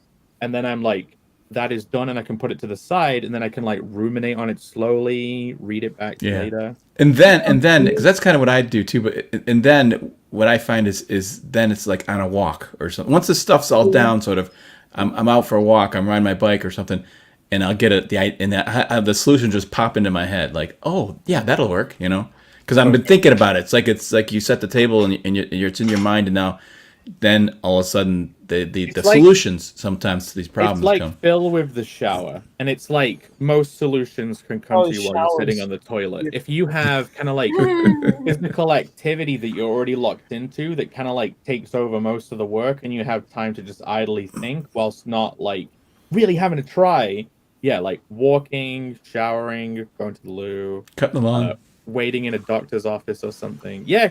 Doing. I think it's because for me, if I'm sitting in front of my script and I'm stuck and I keep on trying to like hammer on just banging my head on my computer and like, what do I do to? I'm too focused on what's already there. I can't break away from that and think about what could be. So in those moments to think about new plot points, I know I have to step away and just go do housework or go take a shower or just go like read a comic or do something else. And then it's like it'll just when the ideas will come, and you have to like trust your brain to do that. But for character interactions, it's like once I figured out this is the general premise for this chapter, I can sit down and just write all of it and figure it out at the computer. It all just like the characters speak for themselves. Yeah, because walking helps me a lot, but also people watching. and specifically like people watching in environments that kind of relate to what you're working on. So if you just kind of go and like sit in a park and watch what people are doing there, or you sit outside or go to the cafeteria of like let's say a hospital and kind of just see people going into the gift shop, people going to the desk to meet with somebody there, stuff like that really helps and gets you thinking. When you do that, just try to make eye contact with as many people as possible. Stare at them as well. You have to be Try and low hold it. normal. What? Take pictures of them with your phone. No, don't do that. That's No, Well, no. It's a hospital. There's crazy people, anyways. What do you do? Because you haven't answered that question yet. Yeah, I think it's like I'm either scribbling in my notebook late at night when I'm brain dead and I'll barely scratch anything, but just kind of thinking, and kind of go to sleep, get some of the subconscious trying to solve some of the problems. So think about a little bit of it as you're falling asleep, and then waking up, fresh pot of coffee, writing almost like first thing in the morning for like, I'll usually have a 4-hour max window where I feel like I can get stuff done. And then usually that's still just a first draft, and then I have to go back and tweak it. I can't really write super good on the first draft. The one thing I suck at that always stops me is trying to think of names, because I'll be starting and I'm like, I get a character, I'm like, they should probably have a name, and then I'll sit there Googling baby names for like. Oh no! I love fantasy because you can just make up any kind of sound and it's like sounds like a name, like Padango or Pastiche or Serena. Or That's not a bad idea though. I remember when I had my kids were first born, and we had that book called 10,000 Baby Names. It's probably a good resource when I think about it now. You guys not do that? I have like 5 baby name pages bookmarked in my writing resources because I really do think about my character names. It's like I have like a Nordic only page name that has a bunch of Nordic culture stuff as well, and then like what is it behind the name is a really good website because it goes into the history. I think about what the character kind of like is, and then I'll look up the Latin word for the word of what they are. And then I'll take a bunch of the words that represent their character and take little particles, I guess, from them and assemble them into like a new name. So I'm like, it has a lineage of the character's meaning, but that's usually still fantasy-ish, where they can just have like random sounding name, like Fagel or Halloween. Yeah, I kind of do the same thing, but with Nordic or Slavic names. Not all the time. Sometimes it's just a name that like Yomi. I just made it up. Doesn't mean anything. But with other characters, it's like I'll take a real name and just bastardize it a little bit. I remember seeing a show once of there was a guy this Asian guy was an inventor, and he would swim in his swimming pool, and he had pen and paper that could take the water. And he's in the middle of swimming. He'd stop and write an idea down. Oh yeah, very funky. But he could also have used a chalkboard or like a whiteboard. But that's okay. Well, he's got it in his pocket. Like he's swimming in his swim trunks. He's got this little notepad. I heard an anecdote about that, and it was like a guy in Hollywood. He had the best idea ever, but he woke up in the middle of the night and he was like, I'll remember it in the morning. So he goes back to sleep, but he woke up in the morning and couldn't remember it. So he's like really bummed. And he's like, I hope. Well, there's that Seinfeld episode where he thinks of that joke and he scribbles something, but he doesn't know. He can't he can't decipher what it is. He's asking everybody, what's it say? It's like that. So this guy. then when he finally found out what it was a crappy idea. Yeah. For this one, it's like that happens too, where you get an idea in the middle of the night and you think this is gold, and then you get a drawing, Yeah. So they go, what the hell was I thinking? For me, by the way, he gets a pen and paper, puts it by his bed, then he goes to sleep. Narwhal, you're really quiet. Oh, I'm quiet. All of the Hollow Buddies and Hollow Fists were like scribbled down in the middle of the night. Yeah, that's why. Triceratops, that's amazing. Narwhal, finish your story. What were you saying, Narwhal? Well, just to finish, how am I like quiet now if I talk into the mic? Can you guys hear me? That's better. That's better. Okay. Well, just to finish the story, he puts a notebook by his bed and he does write it down finally. And it's been months. He finally dreams it again and he's so excited. He wakes up the next morning and he looks at what he wrote and he wrote, "Boy meets girl." It does happen. So, like when you wake up in the middle of the night, it always feels like the most brilliant shit ever. And the next day it's like, well, that was retarded. We've all been there. Come up with, I don't know. I gotta think about it. It really depends. I like on a lot of most of my stuff. I'm always moving. I probably burned so many calories just walking in circles and pacing, coming up with ideas. Honestly, is most of what I. You walk in circles. That's interesting. Or whenever, or just all around my rooms, or whatever. Yeah, I do that too. It's kind of crazy, but actually, I do that just so I don't my back doesn't tighten up on me. It's more practical than anything else. It's almost like a physical application of my brain moving, right? That's how I usually operate things. When it comes to the names, things, I look up things online.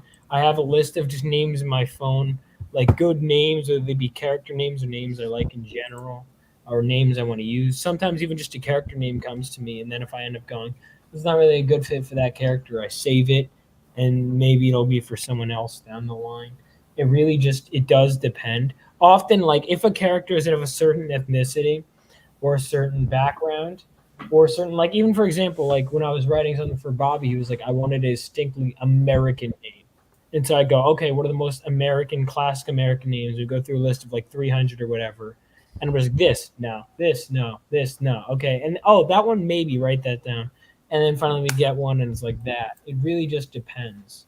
You go through the most common names of, I want this character, for example, who's sort of like, whatever country. Okay. What are some of the most common names in that country? Things like that. Yeah. Down goes Solo.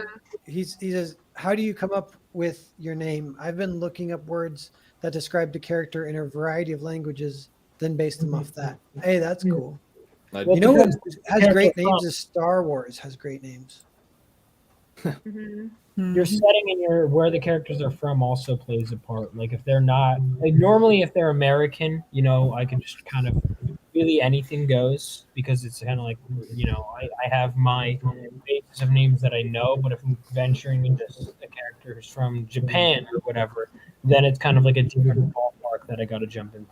Doesn't Star Wars just take stuff that already exists but like change it a little bit? Like Han Solo is like hand solo, as if you're like, having some personal time. Like jerking off. Yeah, like Irene's cover here. Like he's a jerk off. He's Han Solo. That's what this guy's doing, jerking off right now. Yeah, that's the punishment for Solo Fun Time in the English universe. It's kind of funny. Yeah. Is this true? That Boromir is Bob, and Aragorn is Arnold. That sounds interesting. Frodo is Fred. Are these like the Celtic versions of those names? Or? I've never heard. No, I've never heard. Boromir is not Celtic. Just got. I'm saying, is it northern whatever Nordic or? Mir is a Slavic name particle. It's like the creator of Berserk is actually called Kenny Moore. But he just does the Japanese version of that name. God. I want to put it out there. If anybody, if you have Chinese names, please run it by me. I will help you for free. Run all your Chinese stuff by me. I got you. I sent you something actually yesterday, Irene. If you. Oh, okay. I'll check. Sorry. Why are like people sending like some wild stuff for like different dialects or what? Well, there's some names that Irene would probably hate that I've come up with. Chinese stuff wrong, and I'm like, you know me, so come to me. I speak Mandarin. Can you imagine inventing the name Jar Jar Binks? That's a great name. No, I'd fucking feel like the dumbest person on the planet and hate myself. What do you mean? That's a good name. You're just it is actually it's a good name. It's fun to say. I like it. He has a good approach to Chinese, Irene. If you want to, Narwhal, if you want to pull that up in the chat. Jar Jar Binks is not a Chinese. What am I pulling up? Who? Mortal V's latest chat. It's a good Chinese. Yeah, that's exactly what. I was just Alrighty, like, hold on. Shove someone down the stairs. All right, what was that sound? That's not the joke one. The voice like is all the I lines. should say on YouTube. I don't have Was that like stairs. I have to make do. Dude, you have handcuffs? What's going on? Yeah, No, is it it's like like some form of It's when they push fortune the telling? beds together. Okay. Put your mind What's on the going on with your friend? Oh my gosh, those beds really are going together. No. Hmm. We're gone. But one thing about like the name topic, I've found that sometimes like story wise you can do interesting things with like simplistic names. And what I mean by that is like if you have a character that's almost like an everyman, or you have a character that maybe hasn't like lived up to their full potential yet, or they're just kind of still starting out, like a super basic name, like for example I have a character named Jack, and it's just kind of very basic, but what he does and what he can do aren't. So it's interesting to kind of play with that. And you Yeah. have a villain. That of reminds me of fantasy. Pip from Great Expectations. You guys ever heard of that? Yeah, dude.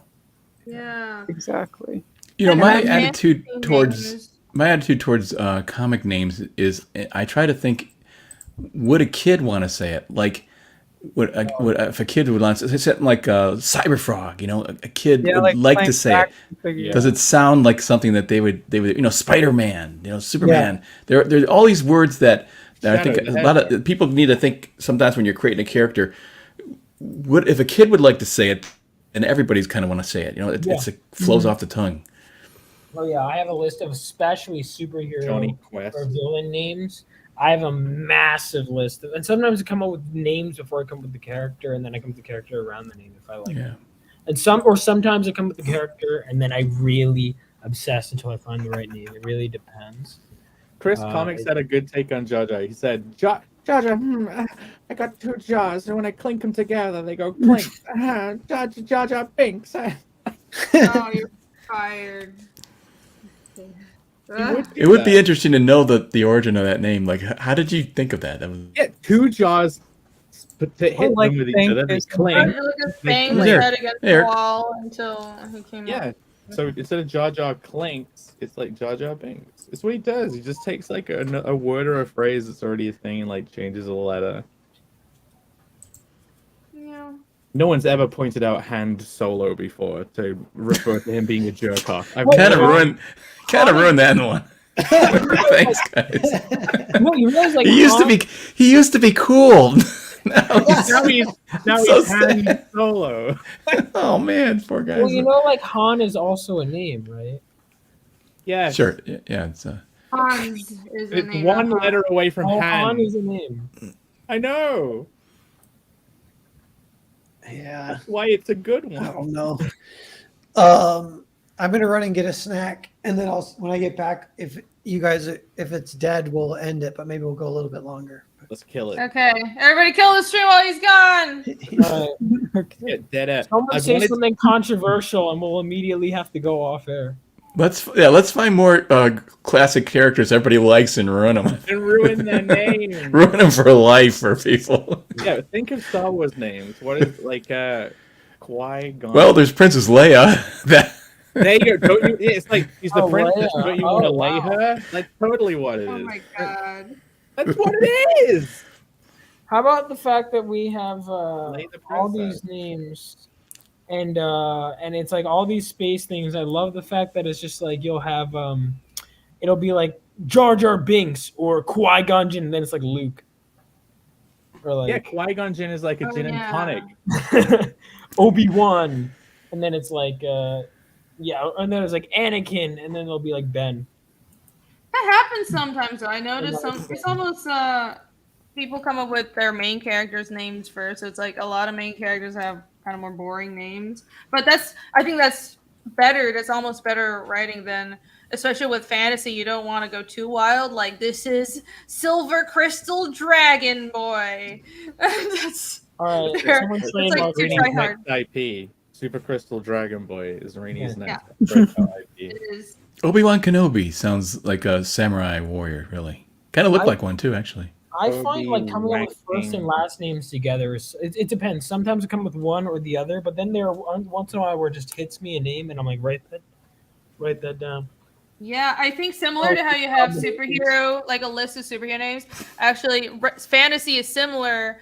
I have a list of names that I just want to use, and along with a bunch of character designs. And it's like when the story dictates, I need a new character. I'll just run through them. Okay, does anybody fit? Yeah, and if they But don't, then it's it's like fun. Star Wars Yeah, I may also know. have It's so the funny. aspect of like a rhythm to it, like Qui-Gon Jinn, Ding Dong Dang, or Obi-Wan Kenobi. Like there's a It's rhythm that kind to of it. that catchiness to it. How like Marilyn Monroe isn't her new real name is Norma Jean, but a lot of stage names they do like the whole what do you call it 2MMSSH something like that. It BDSM. yeah. No, it's you repeat the word or it's like it rolls off the tongue. Yeah. Crisis I Thomas, find Bing I'm Bong a big Bong, Bing Bong fan Bang, of exactly. alliteration. I find like my series is Living Legends. I have the Westerners, Land of the Lawless. I'm gonna have Lawless. I'm gonna have yeah. It was all Lawless TM. Oh, it's spelled differently. I'll actually have, you know what? Just to spite, you'll have Dan Lawless, but LESS, legally Yeah. distinct. I wish it was spelled like that. You know, growing up, it was like everyone thought it was a pretty cool name. You know, but it was like when I spelled like, oh, why is it LIS? I don't even know the origin of it. Moromi points out Dark Father, Darth Vader. Vader means father, right? Yeah. I think so. So like it's like under the nose the whole time. Dark Father. Oh, dang it! Wow, that's pretty good. Actually. Well, there's a lot of the like Darth Sidious. It sounds like Insidious or Darth Plagueis. Of course, it's all of these are kind of just give it a apparently one of twist. Lord George Lucas's rejected ideas was like, all right, George, it's your next thing, and they were like Darth. He was like Darth Insanius. I don't know if that's true, but they're like, dude. A little on the nose, just a little bit. Darth Maul, like he mauls Qui-Gon Jinn. Yeah, well, I want to see Darth annoying. Like, Darth was- this guy's so evil. He's so horribly Oh my annoying. God, that was Rey. Darth boring. no, Darth Rey is boring. a strong woman, and you're sexist if you criticize her. I don't care. I'd rather be sexist and right. Darth Gina. Please. Darth mildly annoying, Darth mildly irritating. That one's good. Yeah, like a Star Wars name would be like Gino Tinky. Narwhal's like, I just came back to this. And nothing. You guys are still. What's happening? I'm ending the stream. Notice me. He's like, I left. Nothing improved. Oh my God, you're like, Darth stupid, Darth poo-poo. Darth Dingus. Darth Dingus. Darth Dingus. That's the Jar Jar Binks of the Darth side. See, Star Wars is actually a comedy if you think about it hard enough. There we go, full circle. Back. Full circle. Yes. Yeah. Isn't it? It's Dark Helmet Man in that one movie. Dark Helmet. Spaceballs. Yeah. Helmet Man. I think I mean you could even just like a color and then an item. I mean look, we got Green Lantern, you know, you could just kind of do that. That's and then you back could when all the superheroes were colored, a solid primary color. Yeah.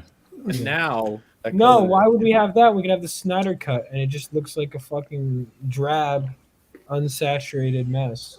Those are all superhero names before Photoshop. Where like now it's like I can't like do dark, mauve lantern. You know, like we have so many more color choices now. Back then you get red this and yellow that, and now all your color palette's so sophisticated you can't really use those words anymore. Phil in the chat says Vaughn's character is White Lightning. That's not true. He has a different name, but I'm not telling you his superhero name he's gonna earn later on, but I know it. But it's not White Lightning. Is his name Photon? No, that's already a name of a character. Yo, coming up with new names, even names that aren't superheroes, like fantasy nicknames. I just gave up doing that because it's fucking hard. Oh, It's well, like, get good. I could do it. oh, really? Okay. Well, let's see how good that is, person who doesn't have his book out. No, Albino. it's hard though, What? because Talking to me. it's like a lot of the names that you I hate it when you come up with like a good name and they're taken because there's so many characters out there already. Yeah. I remember when I was younger and I thought I came up with Iceman. Like, oh, this is gonna be great. My main character was Lightning Lad. I thought I was a genius, and then it turns out that was taken, and I was fucking So horrible. obvious that would I'm be shocked. taken. Is there a character called was at the Albino time. Rhino? There should be, if not. Probably That's is. cool. I like it. Oh yeah, rhyming Really names big nose. thing too. I have a Took it huge. on. At least you weren't the genius that came up with Squirrel Girl. The Squirrel Girl, yeah, that's another thing too. Is I noticed back in the day, especially, it was just like whatever adjective, or not even an adjective, just something, man, or something, and they don't really do that There'd as be a much. character called Ghost Pepper. Yeah, is there I one? think any character with the adjective white in it probably isn't any good anymore. That's kind of gone. White Power. That could be a good Yeah, character. exactly. White supremacist. White boy. I can move at the speed of white. Sparkly boy. There you go. He has lightning powers. Cracker. You guys are giving me horrible names. I told you I have to reveal them. You can keep doing them. We're just making sure we're covering all the stuff that you don't do. It's good to know what not to do. Make a No, parody we're of trying to ringing help. Shaman Child and call it Ramen Child. What about? Oh no! I'll do that Can you myself. name your characters Yellow anything anymore? I don't know. Yeah, that give might you be the another one pass. that's I give you the problem. pass. Go All right, ahead. cool. The yellow Yellow. mystery. Let's see. I'll make sure you're good giving it to me, but I do have it now. You have a yellow name. Oh no. What have I done? Yellow Created David. a monster. Yellow Menace.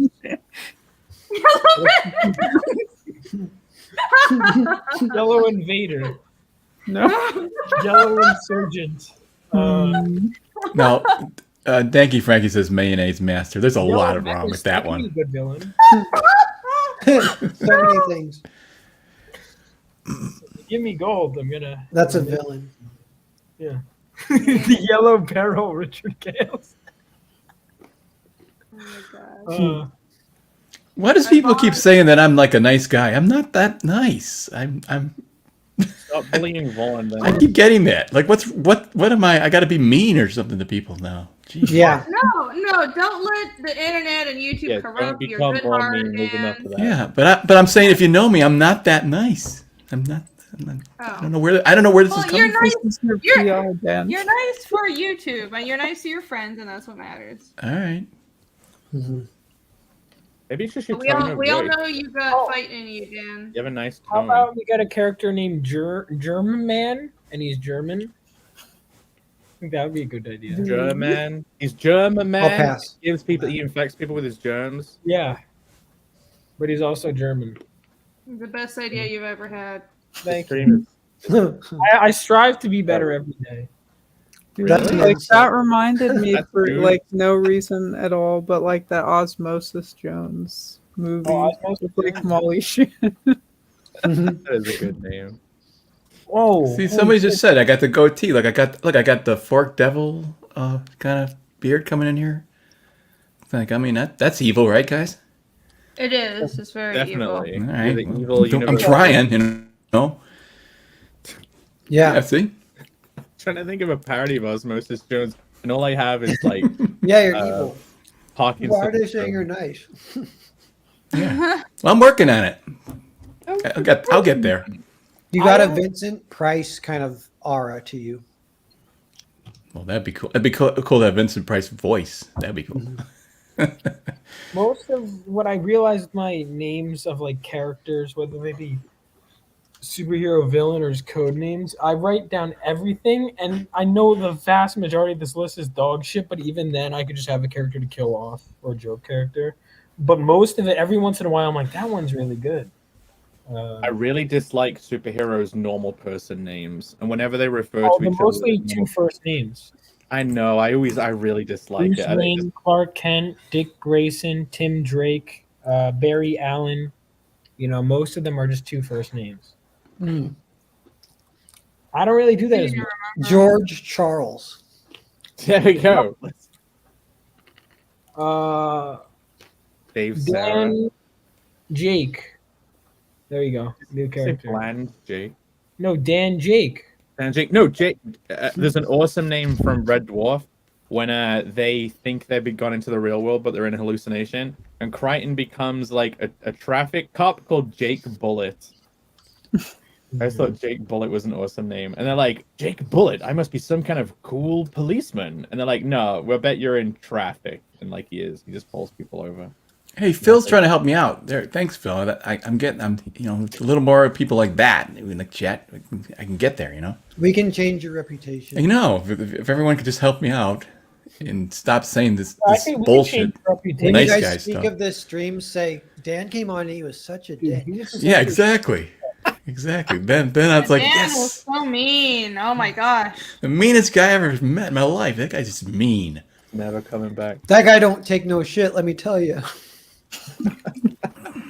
You just don't look at him wrong, man. Yeah. puns are a great way to come up with names too. Alex made a meme. We haven't done Alex's meme of the week. Pull it up and screen share. I will. I'm doing it right now. Alex, we didn't even bully him into doing it this time. He just did it. Dude, why would you ever bully Alex VRB? Because We never have to bully him. What are you talking about? Alex is the best. He likes being bullied. Yeah, he gets. Anyway, I'm sharing it. I don't believe them, Alex. You got to decode this one.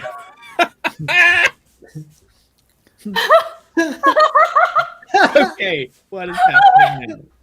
What? You replaced the I emotional don't damage know card. what's going on. You got Battle Buddies Forever on his hat. What is this? Unvexable with Casimir? Yeah. Why is Narwhal holding a Casimir card? Dude, why do I look like I'm a villain just contemplating like world destruction? You know what? It doesn't matter. This is great. Don't I think do it think was that if you want a great villain idea, I was on Irene's stream a while back, and you asked me a genuine question for like what I would do with powers, and I had a genuine question, but I was like, this is not going to entertain people, and so I thought of the worst possible things I could do that would be really funny with powers. Do you remember this, Rini? I do remember it. Yes. Yeah. So I think that'd be a good villain for something. He got Silver Crystal Dragon But if Boy you in draw there him- too. Now, is this a riddle? Is this what this is, or? So the inset panel looks like the reverse side of the Unvexable card, and I don't know what kind of like Uno Reverso card this is all about, but it seems like the central focus is on the card, and he's about to use it on Silver Crystal Dragon Boy, who No, might he's be saying- Stanley Kubrick. He's looking for Silver Crystal Dragon Boy, and because I came up with a stupid name, he's saying that's my character. That's why Casimir is there.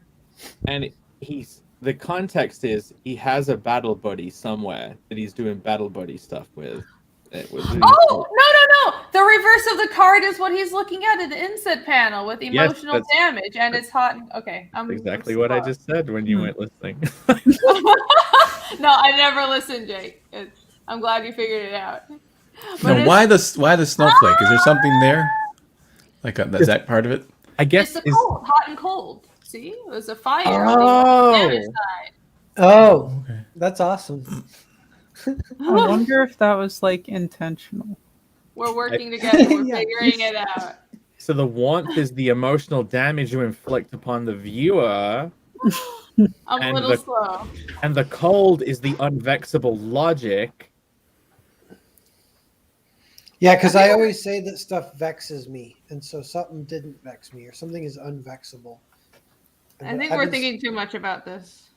Yeah, I was saying It's a riddle. Time vexes me. I like how Alex has chosen not to explain it yet in the chat. That's good. No, Bill- don't. Sense. Like, let him go. Look look at Kubrick just staring. Why do you have to explain art? You know what I mean, Alex? I believe in you. He Alex said one should of have the made- people. A Miyazaki Kubrick hybrid. Vex This- sex men. That'd be This good. meme is cold. This is a cold meme. Very, very ambiguous, very logical. But we I'll don't say, fully yeah. understand. No, But there is Right. warmth to it in the reverse image. So there's warmth hidden in it. Lots of friendly emotion. Yeah. I won't be able to stop thinking of everything, every story I come across. Be like, is this plot point cold or warm? Oh, it's so good. I'm gonna use it. I'm so grateful for you exploring this idea, Noel. Let me I'm just play the still on the cat fence in bomb. this whole cold warm thing, but I'll go Because you're for. an idiot. But I'm also late to the party, so I wasn't We explained it so elegantly, like 5 times. Yeah, I know. I know you explained it. Do you understand what a logical plot progression point would be? Yeah, sure, Do you understand what an emotional plot progression point would be? sure. But I think a lot of it Okay. is subjective. Danky Frankie Really? says this meme doesn't exist, or something like that. It's like. Oh, it's a paradox? Like Yeah. it's unsolvable? Is this one point wet or dry? Is it soft or hard? Yeah, Let just me dip map my anywhere. finger in a bowl of Cheerios. I'll tell you guys. Is it Yeah, how saturated is the cereal of this plot point? Is it? We must read the Cheerios. Is it? That's how I write. I just tell me what the Cheerios say. You just Yeah, no, no. you just pour out a tin of alphabet spaghetti and start picking out words. Is your story more based or cringe? Is another. All cringe. The all way only down. modes that one thinks of. Based or cringe. Red pilled or blue pilled? How would you describe this? Based on cringe. Cringe pilled. It's a child or virgin. Okay, Alex, well, he Oh, might have God. given us a clue. I don't know. He just does that soy Zorro, but Yeah. that's old boy. That's Do you fucked not up. know of Soy Zorro? No, who's Soy Zorro? That's Narwhal's alter ego. Oh, really? I gave you the business card at Tampa. I think it has. I the just soy- didn't know you were a Soy Zorro. I knew, yeah. Yeah, it's because Yellow Flash called me that because he thought I was someone else. And then he apologized. That's fucked up, man. Because there was someone on the chat on the panel was being a dick, but he somehow thought it was me, and so he goes, "What the fuck is Soy Zorro doing here?" That's amazing. I didn't know that lineage of that name. That's great. Everyone just randomly gives you names. Ethan called you Narwhal. Like, you got Soy Zorro from Yellow Flash. That's got to Yeah. be one of the best ones, the best evolutions. Origins, yeah. Yeah. He collects names like Pokemon cards. Man. The man of many names. Yeah. Well, Norwell is a great name to have. Again, it gets back to all that stuff I was talking about. When you're creating a name, you want it to be fun to say, a kid to love to say it. It's branding, you know. Dan Yeah. Lotus in the Narwhal camp, just like with Camel Moon. You said Narwhal. Yeah, it's like We'll randomly call him Narwhal instead of Narwhal. It's really interesting. Is there an origin to the Camel Moon? Oh, he just says people's names wrong all the time. No, to his name. Is there an origin to his name, Camel Moon? Oh. If there is, I don't know it. We're calling you out. Probably. Camel. He's not watching. Dude, my name has an origin. Yeah, your mom picked it. Yeah, so I was gonna say my birth certificate, but that works too. I was thinking your camping equipment. Oh yeah. The Coleman stove. Oh. Rainey, you probably don't know that. I don't know if you know that. No, I don't. It's a big line of. It was a big line of camping equipment and that sort Yeah, of stuff. Irene's Yeah. ignorant. She wouldn't know that. Yeah, I keep forgetting that. I'm not from here, Yeah. Vaughn. That's okay. Just like I'm not from there you're either, I ignorant get it. to American. What about culture. You need to. you guys ever see those infomercials that are like the Sham Wow guy, and he's like Sham Wow, Dude, Everything's yeah, dude, I love instantly. that guy. Yeah, I was thinking maybe we could somehow do that, but for Comicsgate and sell comics that way. What, like get like these high? Dude, we need our own Billy Mays. Yeah, like, we need an actual like performer to pull it off. We need An silly actual gays. infomercial. I don't know how much it costs. Hey, It's man, like 10 I grand could or do it. whatever. And then you see how much sales you get from Just that. do it from as running- like do like a skit one, but then actually put it out as like a legit infomercial. Just Yeah, hire yeah. people off Fiverr to make you something, and then just Even put just, out like, whatever. Yeah. Exactly, so horrible and cringe. Like, I think how I much think does it I think cost? Is it 10 Billy grand? Tucci would be a good Billy Mays type guy for that, right? Dude, we should. Yes. Yeah. Right, Billy would be great. Yes, he rings the bell at the start of every commercial. Yeah. All right, hang on, because I don't know if I brought this point up to him yet. I might have told him this like when we were hanging out. I forget. If not, it was something that was always supposed to come up, and then something else would come up. But there's the one she ad where it goes, "Hey, Billy Tucci here," and it's the exact same delivery as "Hey, Billy Mays here." It's the exact same delivery. And I was gonna do a video side by side, I think, and then just never did it. That would be great. Oh my gosh. I gotta tell him that. He could be the new spokesperson for OxyClean, you know? I think that's a great choice, Billy Tucci. I think. I'd buy it OxyClean if he was promoting it. So. Well, what do you mean? Billy Mays didn't sell you? Oh, he did, but he's gone. We need a new. I've new- laxed in my purchasing of the The other OxyClean. guy I remember, he was okay, but he didn't quite. I think Phil Swift would be a good salesman as well. If any of you guys know who Phil Swift is, he'd be a great one. I think We're hemorrhaging viewers by the second. They tried to replace Billy Mays with some English guy. It just didn't work. they Wait, did. really? What was Yeah. his voice like? What kind of British voice Oh was no, it? that's Like the us? lesser individual. Yeah, Billy Yeah, Mays. it just didn't work. You needed an overbearing American kind of. But he's the guy afterwards they had him replace him. There you go. I'm just noodling on this. There's nothing interesting to see. But... What? Oh, I said I can share my cover again. Oh, go ahead. It's But- $110,000 to run an infomercial. And We could do that shit cheap. All right, Run we a just gotta campaign. take over the air. Well, hang on. How much Go ahead. money comparatively would it be to pull a heist and take over the airways for a certain amount of time? yeah, You'd that's save a lot funny. of money and get the That'd be message. terrible legal trouble though. There's gotta be some 110,000 is a long time. channel, it's some time slot where you could probably get like an ad played really cheaply, and you can put the most ridiculous ad up or something. Public The access, super villains do it all the time. They take over the airways, and we should be able to do it. I mean, we write super villains. Write all these stories, and then we can't implement them. We just need a few fall guys. Yeah. Yeah, let's get Vaughn to do it. Well, I mean, listen. Not all heroes wear capes. You know, I'll take the fall. That's what it means. Oh, what about this? Do you guys ever go to the movie theater and while you're waiting for the movie, they have local ads play on the, yeah, on the big yeah. screen? No. Yeah, but no one goes to the movies anymore. Oh, Yeah. I do. I went recently. I watched the Ninja Turtles movie, and it's actually physically uncomfortable to watch. I watched Wow. Oppenheimer, and I was struggling to stay awake for the last hour. That film really ground to a halt. I did not give a crap about the Robert Downey Jr. character. And The it had like Robert Downey Jr. character wasn't great. He wasn't. yeah, and like the whole last hour was like based around, I guess, the conflict of him, and I'm like, I do not care.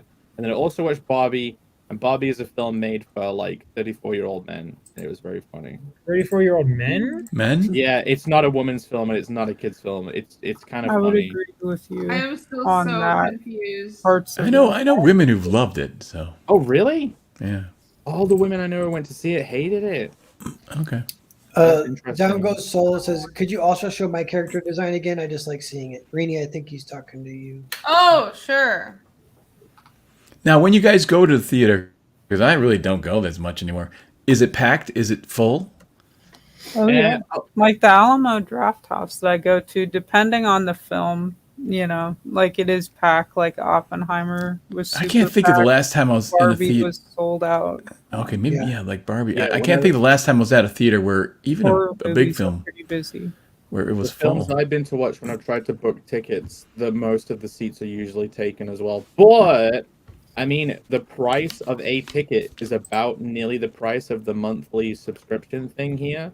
So I kind of think it's people who have the membership and can book as many films as they want all the time, and they just kind of like book a film and might not go. So like, Yeah, sometimes all the seats are booked, but then when you actually get there, it's not all completely full. Correct when it comes out, everybody. Looks great. Excellent. Thanks.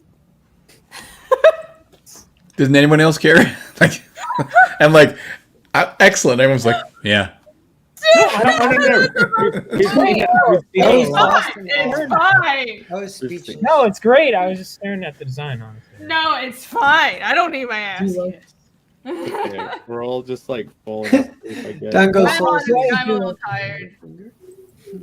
Novel's refusing to end the stream. I know. It's Here. painful. I like the detail in the outfit. He's trying to do a 24-hour stream. Yeah. Here's some here's some sketch cards I've been doing of the. Oh, Connell dude, I show saw from- those on Twitter. They're awesome. Aw, thank Nice. you very much. And then, like, I realized when I did these, it's like head, boobs, and ass. And I'd done these ones, but I'd done like cooler ones where like Jeannie is in her lamp, which is like how It's like character creation. For Can you do one of Hardcore Peen 6. Reen? a Peeny Reeny trading card. Okay, fine. So then You should create it. You should cut the seams on the horizontal. Then you could do a flip book. Like you could do different bodies and different. Oh, that's yeah, that would be funny.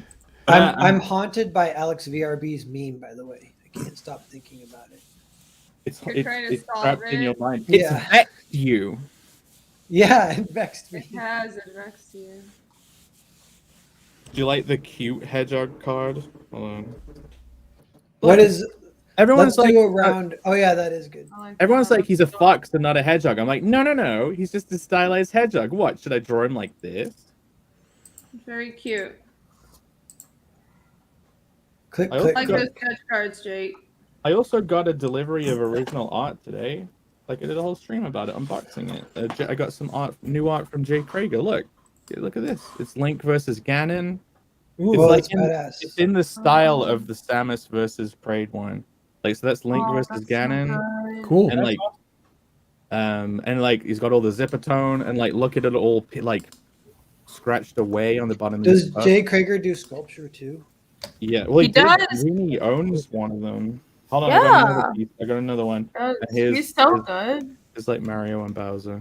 Oh, cool. Oh, nice. They make like a triptych overall, right? Like 3 Nintendo video game villain versus hero pairs, and I'm gonna frame them, put them up. I'm gonna color these as well on our stream. Nice. Oh, okay. I'm following you now, Hyperwizard. Oh, thank you, Dan. That means Jake's gonna blow up your DM, Stan. So watch out. I don't do that. I always wait for people to DM me first. I'm following your cult that you've created. Yeah. I don't think that happened, Jake. I recall you were in the chat, and then I followed you, and then I distinctly remember you were like, "Hey, let's stream together. Hey, let's stream." I'm just kidding. That didn't actually. Okay, I'm like, wait a minute. What did I? Was I drunk? I'm being mean. That didn't happen. Jake is very courteous. No. Let's do a round of promo, and then maybe we'll get out of here, but maybe we won't. Yeah, I want to finish my dinner and go to Sounded like sleep. a threat, not a wall. You're right. I'm eating my dinner. Yeah. No. Okay. People who are making fun of me in chat for not having a rice. I have a rice cooker. I finished cooking the rice. It was in the fridge. I needed to reheat it. Okay. I am what kind of Asian person doesn't have a rice cooker? Please. No, will not shame me for not having a rice cooker. Anyways, this is my dinner at 1 a.m. I have a on. rice cooker Sorry. too. It's called a microwave. I don't. Everyone in How England has dare air you! fryer instead of. Oh, the blast! You don't cook rice in a microwave. You Get have a fucking rice It's called cooker. minute rice. It's really good. No, that's not right. It's That's good. to my culture. Oh. And promote everybody but Vaughn, please. Yeah. Race. This is anti-white racism. Honestly, Mm-hmm. my culture Here. is built on microwaves. So Crystals is closing tonight at midnight, so it's a little bit of a closeout stream. Good Night in Paradise Lost #2. Woohoo. Yeah. Check that out. A cool over 5K right there. Sneak in a few more backers before midnight, maybe. Come on, guys, back. Do it, guys. Because if you miss it here, you just have Fund My Comic and Kickstarter. So it's your Mhm. choice. Is there anything that is exclusive to the Indiegogo that won't be available on the other platforms? So the Indiegogo, the only thing that's kind of like exclusive, I guess you could say, is like this cover by George Alexopoulos. We have a different guy doing the cover for the Kickstarter. And the Fund My Comic is just the same cover as the Indiegogo as well. Oh, cool. This is the George Alexopoulos cover. Yeah, yeah. That's the Nice. main cover. Nice. Yep, it's a great pitch, a great story concept. And it had a this bunch Tell of us cool about spin-offs. the bad This is- character. Huh? Oh, sorry. Go ahead. Tell us about like the bad character. Like what's he all about? So that's Sir Alexander. He is a knight of King Arthur's Round Table. He's kind of taking over the task of like the Green Knight, which is kind of retrieving the Holy Grail. And he actually is in the process, the first few pages, of actually acquiring the Grail. But he's kind of stopped in his tracks because the guy that he's been following, that he's become friends with, is the guy that actually has the Grail. And in the process of taking it, he kind of finds out about it. They get into a little bit of a scuffle. He gets turned into a teddy bear. And there's a reason for that story wise, but you'll kind of find that out a little bit later. But he eventually gets kind of pushed forward in time. And now he has a new master and a new task. And that's kind of where he's at. A lot of the stuff from his past, like Camelot, Merlin, King Arthur, they're going to kind of reemerge in present day in different ways. And even though there is a cute little teddy bear character, this is definitely not a kid's book. We have like a lot of mature sequences, especially like in this issue that we didn't have in the first issue. The first issue is mostly like, giants getting chopped up or like, little hench demons getting, sliced. But we have like more mature stuff in this one too. So nothing that you wouldn't see at like a museum. It's tasteful, but still, your kids probably shouldn't be looking at it. Nice. Is he unhappy about the situation he's in? Is he trying to get home, or is he like embracing the adventure? So we make it pretty clear that his transformation to a teddy bear is permanent, because certain characters in our story have kind of what we call in our little headcanon like permanent magic. So if they cast a spell and like turn you into a frog, you're permanently a frog. Nothing can change you back. They couldn't even change you back if they wanted to. It's kind of just that powerful and, sort So of he's final. stuck that way forever. Yeah. And, Sir Alexander was like, he's a ladies' man, and so this Probably not kind happy of about it. this kind of sucks. And That's people very have asked me so many questions just about the logistics. Like Sir Alexander in teddy bear form, he still has like more human like eyes, but it's more animated. So you'll see like his eyes are blue in both the interior pages as well as like this cover here. So aspects of the human are kind of there. Like he has little fingers instead of like little bear paws and stuff like that. That kind of, it's sort of like a weird like body horror vibe that we were trying to go with. So you have the human like eyes and the human like fingers, but it very much is the kind of feel of a teddy bear. And if you were to like cut him open, there are like insides. It's not like stuffing. Okay. There is a skeletal system in there, but he can eat, but like it just kind of goes into a void. And Okay, cool. doesn't That's cool. You have particularly answers have- to all that stuff. That's fun. Yeah.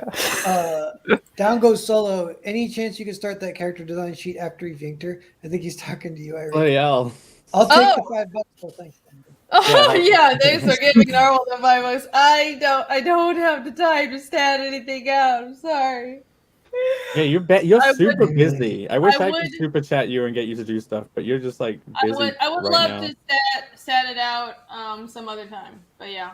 Eventually. Yes, eventually. Thank you very Uh, much. Alex VRB says, notice Rini using a superior Western utensil. How dare Precisely. you? I will go get my chopsticks right now. No. But why weren't you using the chopsticks to begin with? Because I couldn't find them. I don't know where my chopsticks. They're inferior. They're probably probably being Big washed. reason. I only have one pair of chopsticks. Yeah. Sad face. Did you grow up with those, Rini, with chopsticks? Yes, I grew up in Taiwan.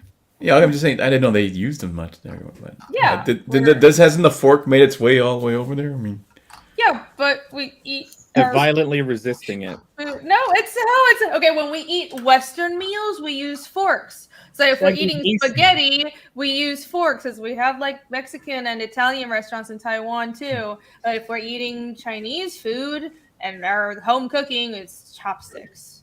Right. Okay, So like you interesting. segregate your meals based on like ethnicity. It's where the culture comes. It's where the cultural Yes, we do. We're very Please make me very feel this. racist in Asia. We're very politically incorrect. We don't give no fucks.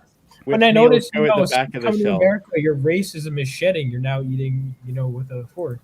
Yeah, well, I'm here to teach everybody inclusion, so follow my example. Dick. The spork is the most superior of all utensils. Okay, all right, I'll give you that. Yeah, this work is too powerful. It's for the mountain men. So yeah, everyone take a look at Good Night. Get it the last few hours. So slip in on this cover, get a couple covers. Get the slip over to Kickstarter. I don't know why I'm using the verb slip because it's late. Slip on over to Kickstarter and get issues 1 and 2. Okay. Also. I thought you were No. going somewhere else with that narwhal. Slip in. Yeah. Quick, back it before we say good night to the good night. Oh wow, that was See? Yeah, great. saying that. Oh, okay, we're all tired. Okay. I accidentally went off the screen right as you said that though, so it ruined it. Anyone in the chat, if you haven't signed up to my comic, this is Connell the Barbarian. I'm sure all of you have heard it before. It follows the titular hero Connell as he inserts himself into many adventures that people really wish he wouldn't. He's a very happy-go-lucky ADHD style ball of fun, I guess, and he has a mysterious magical shape-shifting ability, which seems to be covered in veins, but it's okay because it's glowing in blue. And if you sign up right now, you'll learn about this project.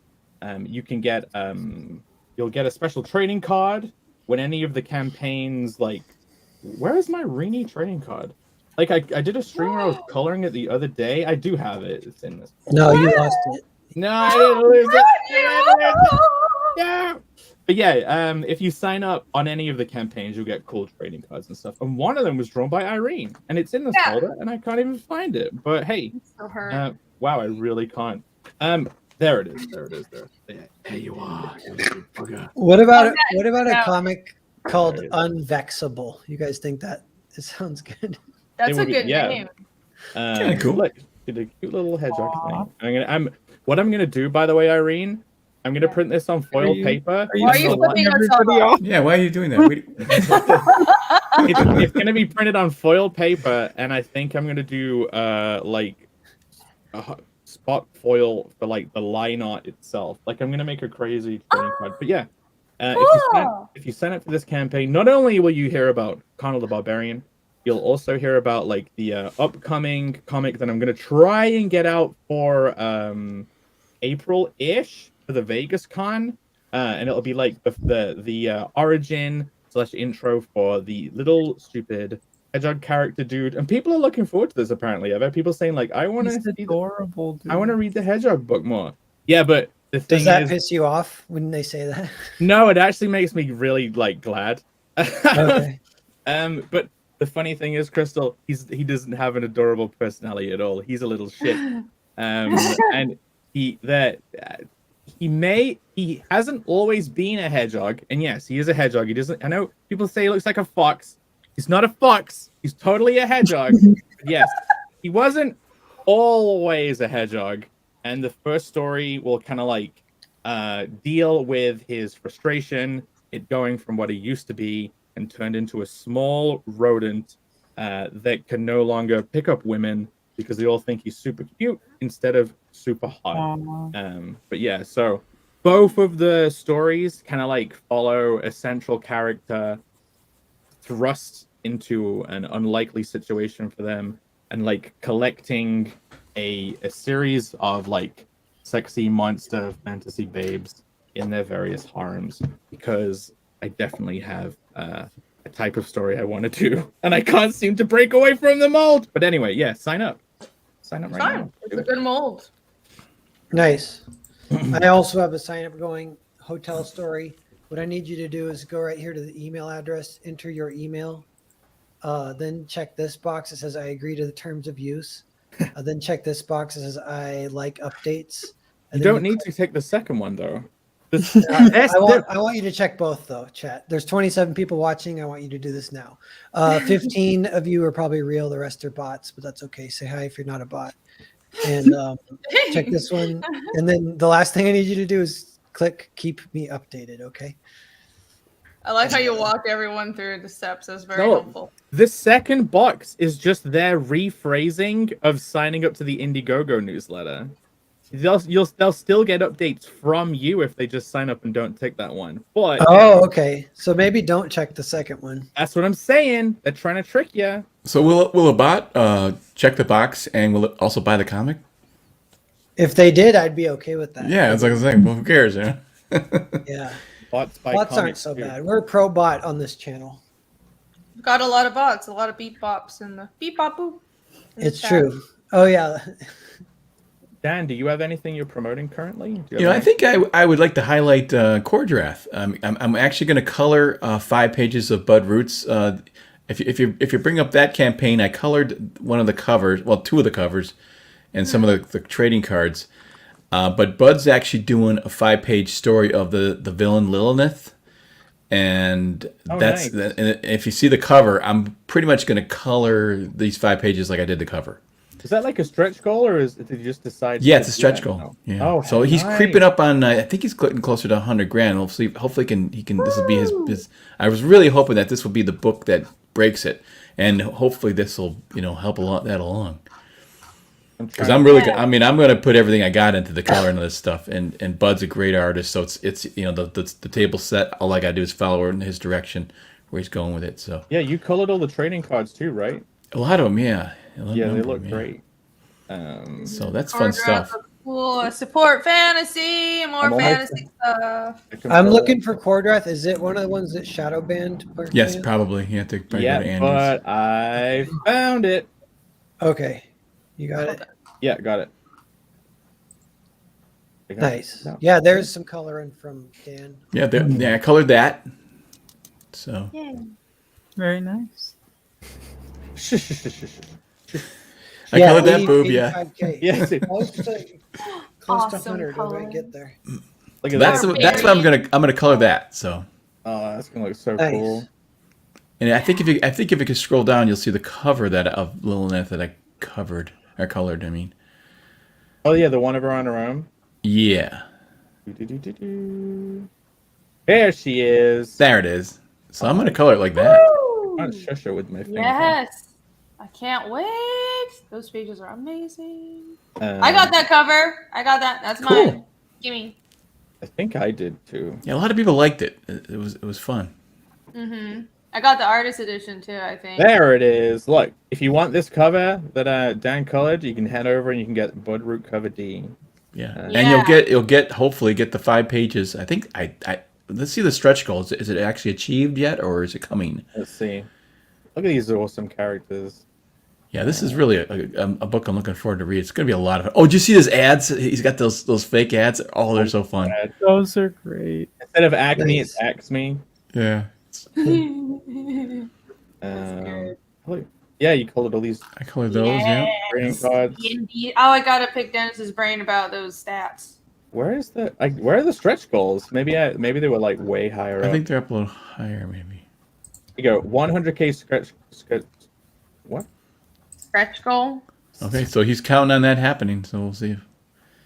Yeah, Lidoneth 4-page story at 100K. So, I mean, I think we can be pretty confident that he'll make it. You know what I mean? Yeah, it'd be great. It'd be great. Yeah. Almost there. 15K. He'll make it. Even Yeah. though, like so he's fulfilling November, and then you'll get a big booster and close out. He'll make 100K. Yeah. Yeah. And his writing partner Dennis is he's got a whole he loves Dungeons and Dragons and all that stuff, so he's putting together games for these characters and stuff like that. So it's a lot to this. It's going to be a lot of fun. Mm-hmm. Nice. I found a website that can do game boards and trading cards and boxes, and I'm very excited. I'll stop putting in, but you just made me think of that. And Irene's got a new website. It's called fiendish.com. If you go. Yeah. Oh yeah. I'm selling drinks. It's my new business. Everybody, please go check it out. Yeah. Actually, I don't know what the fuck this is. Did I type it in wrong or something? Your website, right? I think so. Wait, are you not? Is this not a bit? My website no, feed this is is a comment.com. No, well, I've got the proper one. If you want to. No, my God. hold on. Yeah, No, everybody, while we have it I'm on starting screen, a let's see if new we got drink any stock. packaging business. But I will not be selling any Budweiser, no Anheuser-Busch.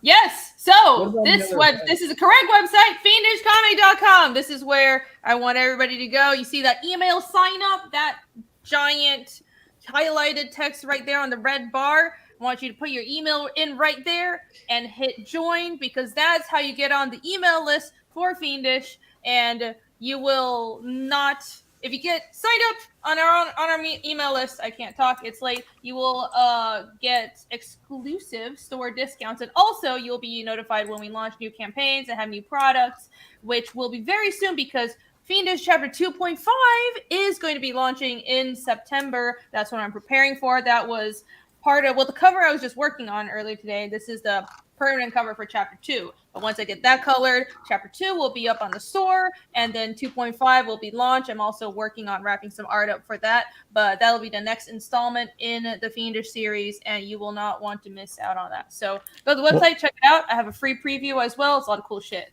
Why 2.5 and not 3? Because the way I structured a story is I have these 0.5 chapters that are supplementals that aren't necessarily part of the main story or necessary for understanding the main story, but they're either character flashbacks or they're extra stories like side quests, or sometimes stories that set in the same world and with the same theme, but aren't part of the main adventure. But there will be a 3 though. Yeah, there will be a 3. 3 will launch next year. I'm working on 3 as well. Like chapter. So 2.5 was I wrote it and I thumbnailed it, but it was penciled and inked by Michael Rushbrook. So I wrote it and someone else finished the art, and the ink's already done. Like the colors are being worked on. It's already done. It's 24 pages, so it's a supplemental, but it's like a whole ass comic. It's 24, probably 25 pages. But we're gonna have some more extras at the end of it. So it's not necessarily part of the main story, but what it is, it's a flashback to Casimir's past, and if you want to understand his character and understand the main plot better, it would really aid in your understanding of the main story when Chapter 3 comes out. So I would recommend checking it out if you can, and yeah, I look forward to showing it to everybody. It's pretty cool. Nice. Okay, so it's fiendishcomic.com. Gotcha. Yeah. I thought you were doing a bit. Yeah, I thought that too. What? it's No, I really. Did you really think she I thought she you like had a new changed her website. business? Yes, it's SwedishComic.com, and You can check out the there's shop too. Yeah. Oh, also yes, there's the world map is up on the shop now, and also the holo sticker. Fiendish chapter 1 is up for pre-orders because I ran out of copies. I'm gonna have to do a new print run with 2.5. Chapter 2 will be up soon too. But yeah, that's a canvas world map. It's nice, sexy. It's like 21. It's like 2 feet by 2 feet, just about, and it's a huge world map. It's Nice. beautiful. Get it? Cool. Get it now. That's awesome. Thank Nice. you. I love it. Vaughn, what about you? You're the last dude to pump your stuff. All right, yeah. So I'll make it quick. So I have. Do you want to share it in private chat, or how do you want me to? You could pull it up, and so I don't have to do it for everyone. Okay, cool. So we got my comic book, Living Legends. So this is the one I was talking about earlier. It's 20 years after World War III, and has this guy, young 15-year-old boy. He gets struck by lightning while holding this mysterious crystal, and he gets That's these, White Lightning. Well, because it's not colored yet. It's gonna be yellow, but I like it. Who's did the art? Super speed and electricity. It's someone I found him through Facebook, and we've been talking, and he's great, man. Nice. And, Dynamic. So it's going to be 60, 63, 64 or so pages for the first issue. And it's basically I wanted to get the origin story out before it's going to evolve into a teen book. But for this story here, I really wanted to have, I guess, like follow his emotional journey and set him on the path toward superhero stuff and him becoming a hero. It's like he's working towards earning the right to really be a superhero. And so, yeah, make sure to check that out. And I also wanted to pull up, so my friend Bobby and I have this book called Brutor. And Brutor is like kind of a tribute to Heavy Metal Magazine. And it's a mix. It's kind of like a little Weapon X in there. I just read that for the first time recently. And it's the Hulk, and you could see a bunch of dead commies on the ground. He's not messing around. This guy's escaping from captivity. And he's wreaking havoc and finding his purpose. So if any of that sounds interesting to you, make sure to sign up for that. Both of these campaigns have a trading card when you sign up. Nice. That sounds cool. Yeah, we need to revive the punch and beat up commies, stories. That's what we felt. We felt that was very important. Yeah, it's the era. Is back. We can punch Nazis. That's great, but commies are almost the same Commies thing. need the punching too, I think. Equal Yeah, opportunity puncher. Yeah, well. Indeed. Don't go so yeah. What was it? Did I miss something? BWS books. I did read Weapon X. Yeah, I thought it was great. On the note of punching commies. Yeah. What about it? Hold on. Point at me. Who the fuck is the commie? No, we're talking about punching commies. I thought Gnarl was trying to end the stream. I was trying to. Oh yeah. Oh my god. Oops. I thought you were pointing out one of us. I was like, you. Yeah, I was like, wait a minute. No, I was just going The real commies stand up. Oh my god, we're all tired. Oh, Yeah. okay. We're gonna do a secret. What's the thing with the? Most of them are bots, so we don't. Okay. They don't judge. Backyard comics, punch Yeah. commies Yeah. and Nazis. Big congressional hearings. Or don't in Minecraft. It's all a You've joke. It's a Been joke. a wonderful audience.